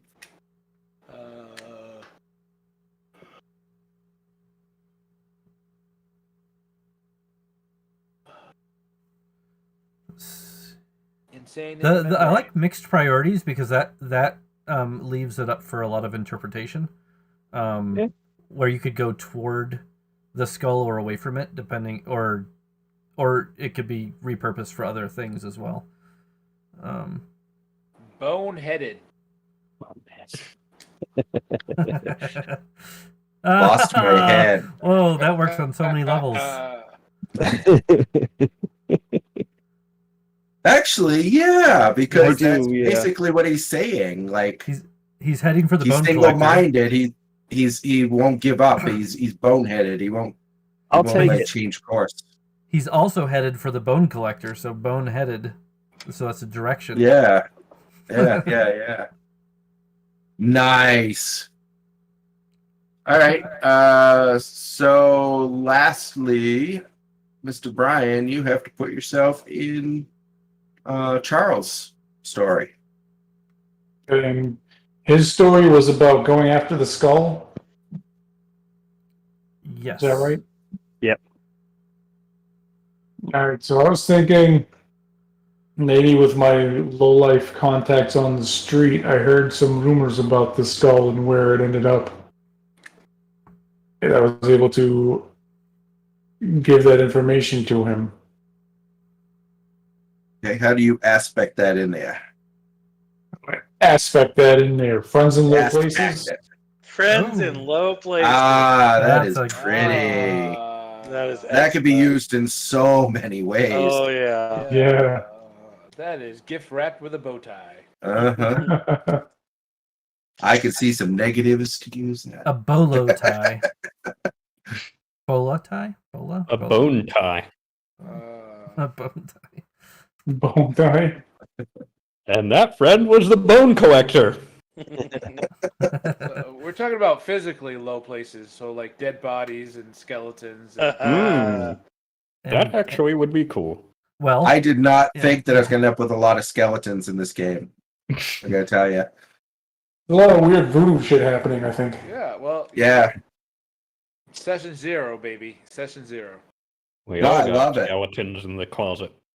This is the most in-depth character creation process I have ever been a part of. I thank you guys. This was beautiful. Yeah. Well, yeah, This because is most neat. character generation is individual. yeah. Well, and you guys basically wrote an entire story arc for me now. Yeah, we literally gave you a shit ton of work. We did all Yeah, that. but Yeah, you did everything for me. So, like, so I'll I take don't know. this. I don't know if I said it earlier, but what we did tonight is very similar to Microscope. Very similar. I was thinking of that game. Like this, Mhm. I didn't play it with you guys, but this is what I would imagine it would be like. This is why I would like to use Microscope for Session Zeros for other games. That's a good idea. Yeah. All right, now That's a good someone idea. else needs to run a game. Brian, I'm time to pop that cherry, buddy. Yeah, G Team, man. supposed to be running the G Team game. If there's ever an opening. I know we need some games to end. Even though I'm in 3 games. That's it, and one of those I'm running. I feel like I'm inundated with games just because I'm watching stuff and seeing all the conversation. I just feel like there's so much. Hey, I could tickle something here if we could convince Tony to actually resurrect the Star Wars he started. Yeah, no. I love. Bat Boy rides. Oh, Bat Boy. Oh, Bat Boy. And then, don't get me wrong, that wasn't because I didn't like the game. It's just, it's shit is so weird over on my end of the world that I just don't have the dedication of time to put into it. Right. That's understandable. It was a fun session, though. I had a good time. I really did. Right. Well, I am past my bedtime, Mm. but I really, truly enjoyed this, guys. Thank you. It was fun. Yeah. So, Yeah, Thank it you. was a blast. I think we told the whole story, so we don't need any more game, All right? right. We're Yeah. good? We're just gonna do another one next time. No. We already figured out who the bad guy is. We So. need to catch this bone collector. I can't believe that you guys made your arch nemesis for the entire group. Hell yeah. From, I'm from just Better me on fire. randomly selecting. Well, to kill an old lady. as soon as you said old lady, that connected it with my character backstory, and then it was voodoo. We subconsciously all hate old ladies. Except I me, who loves them. Right. Because you are one. You are Chris, one. We're going to so- talk about how you're secretly the bad guy as well. Oh man. Right.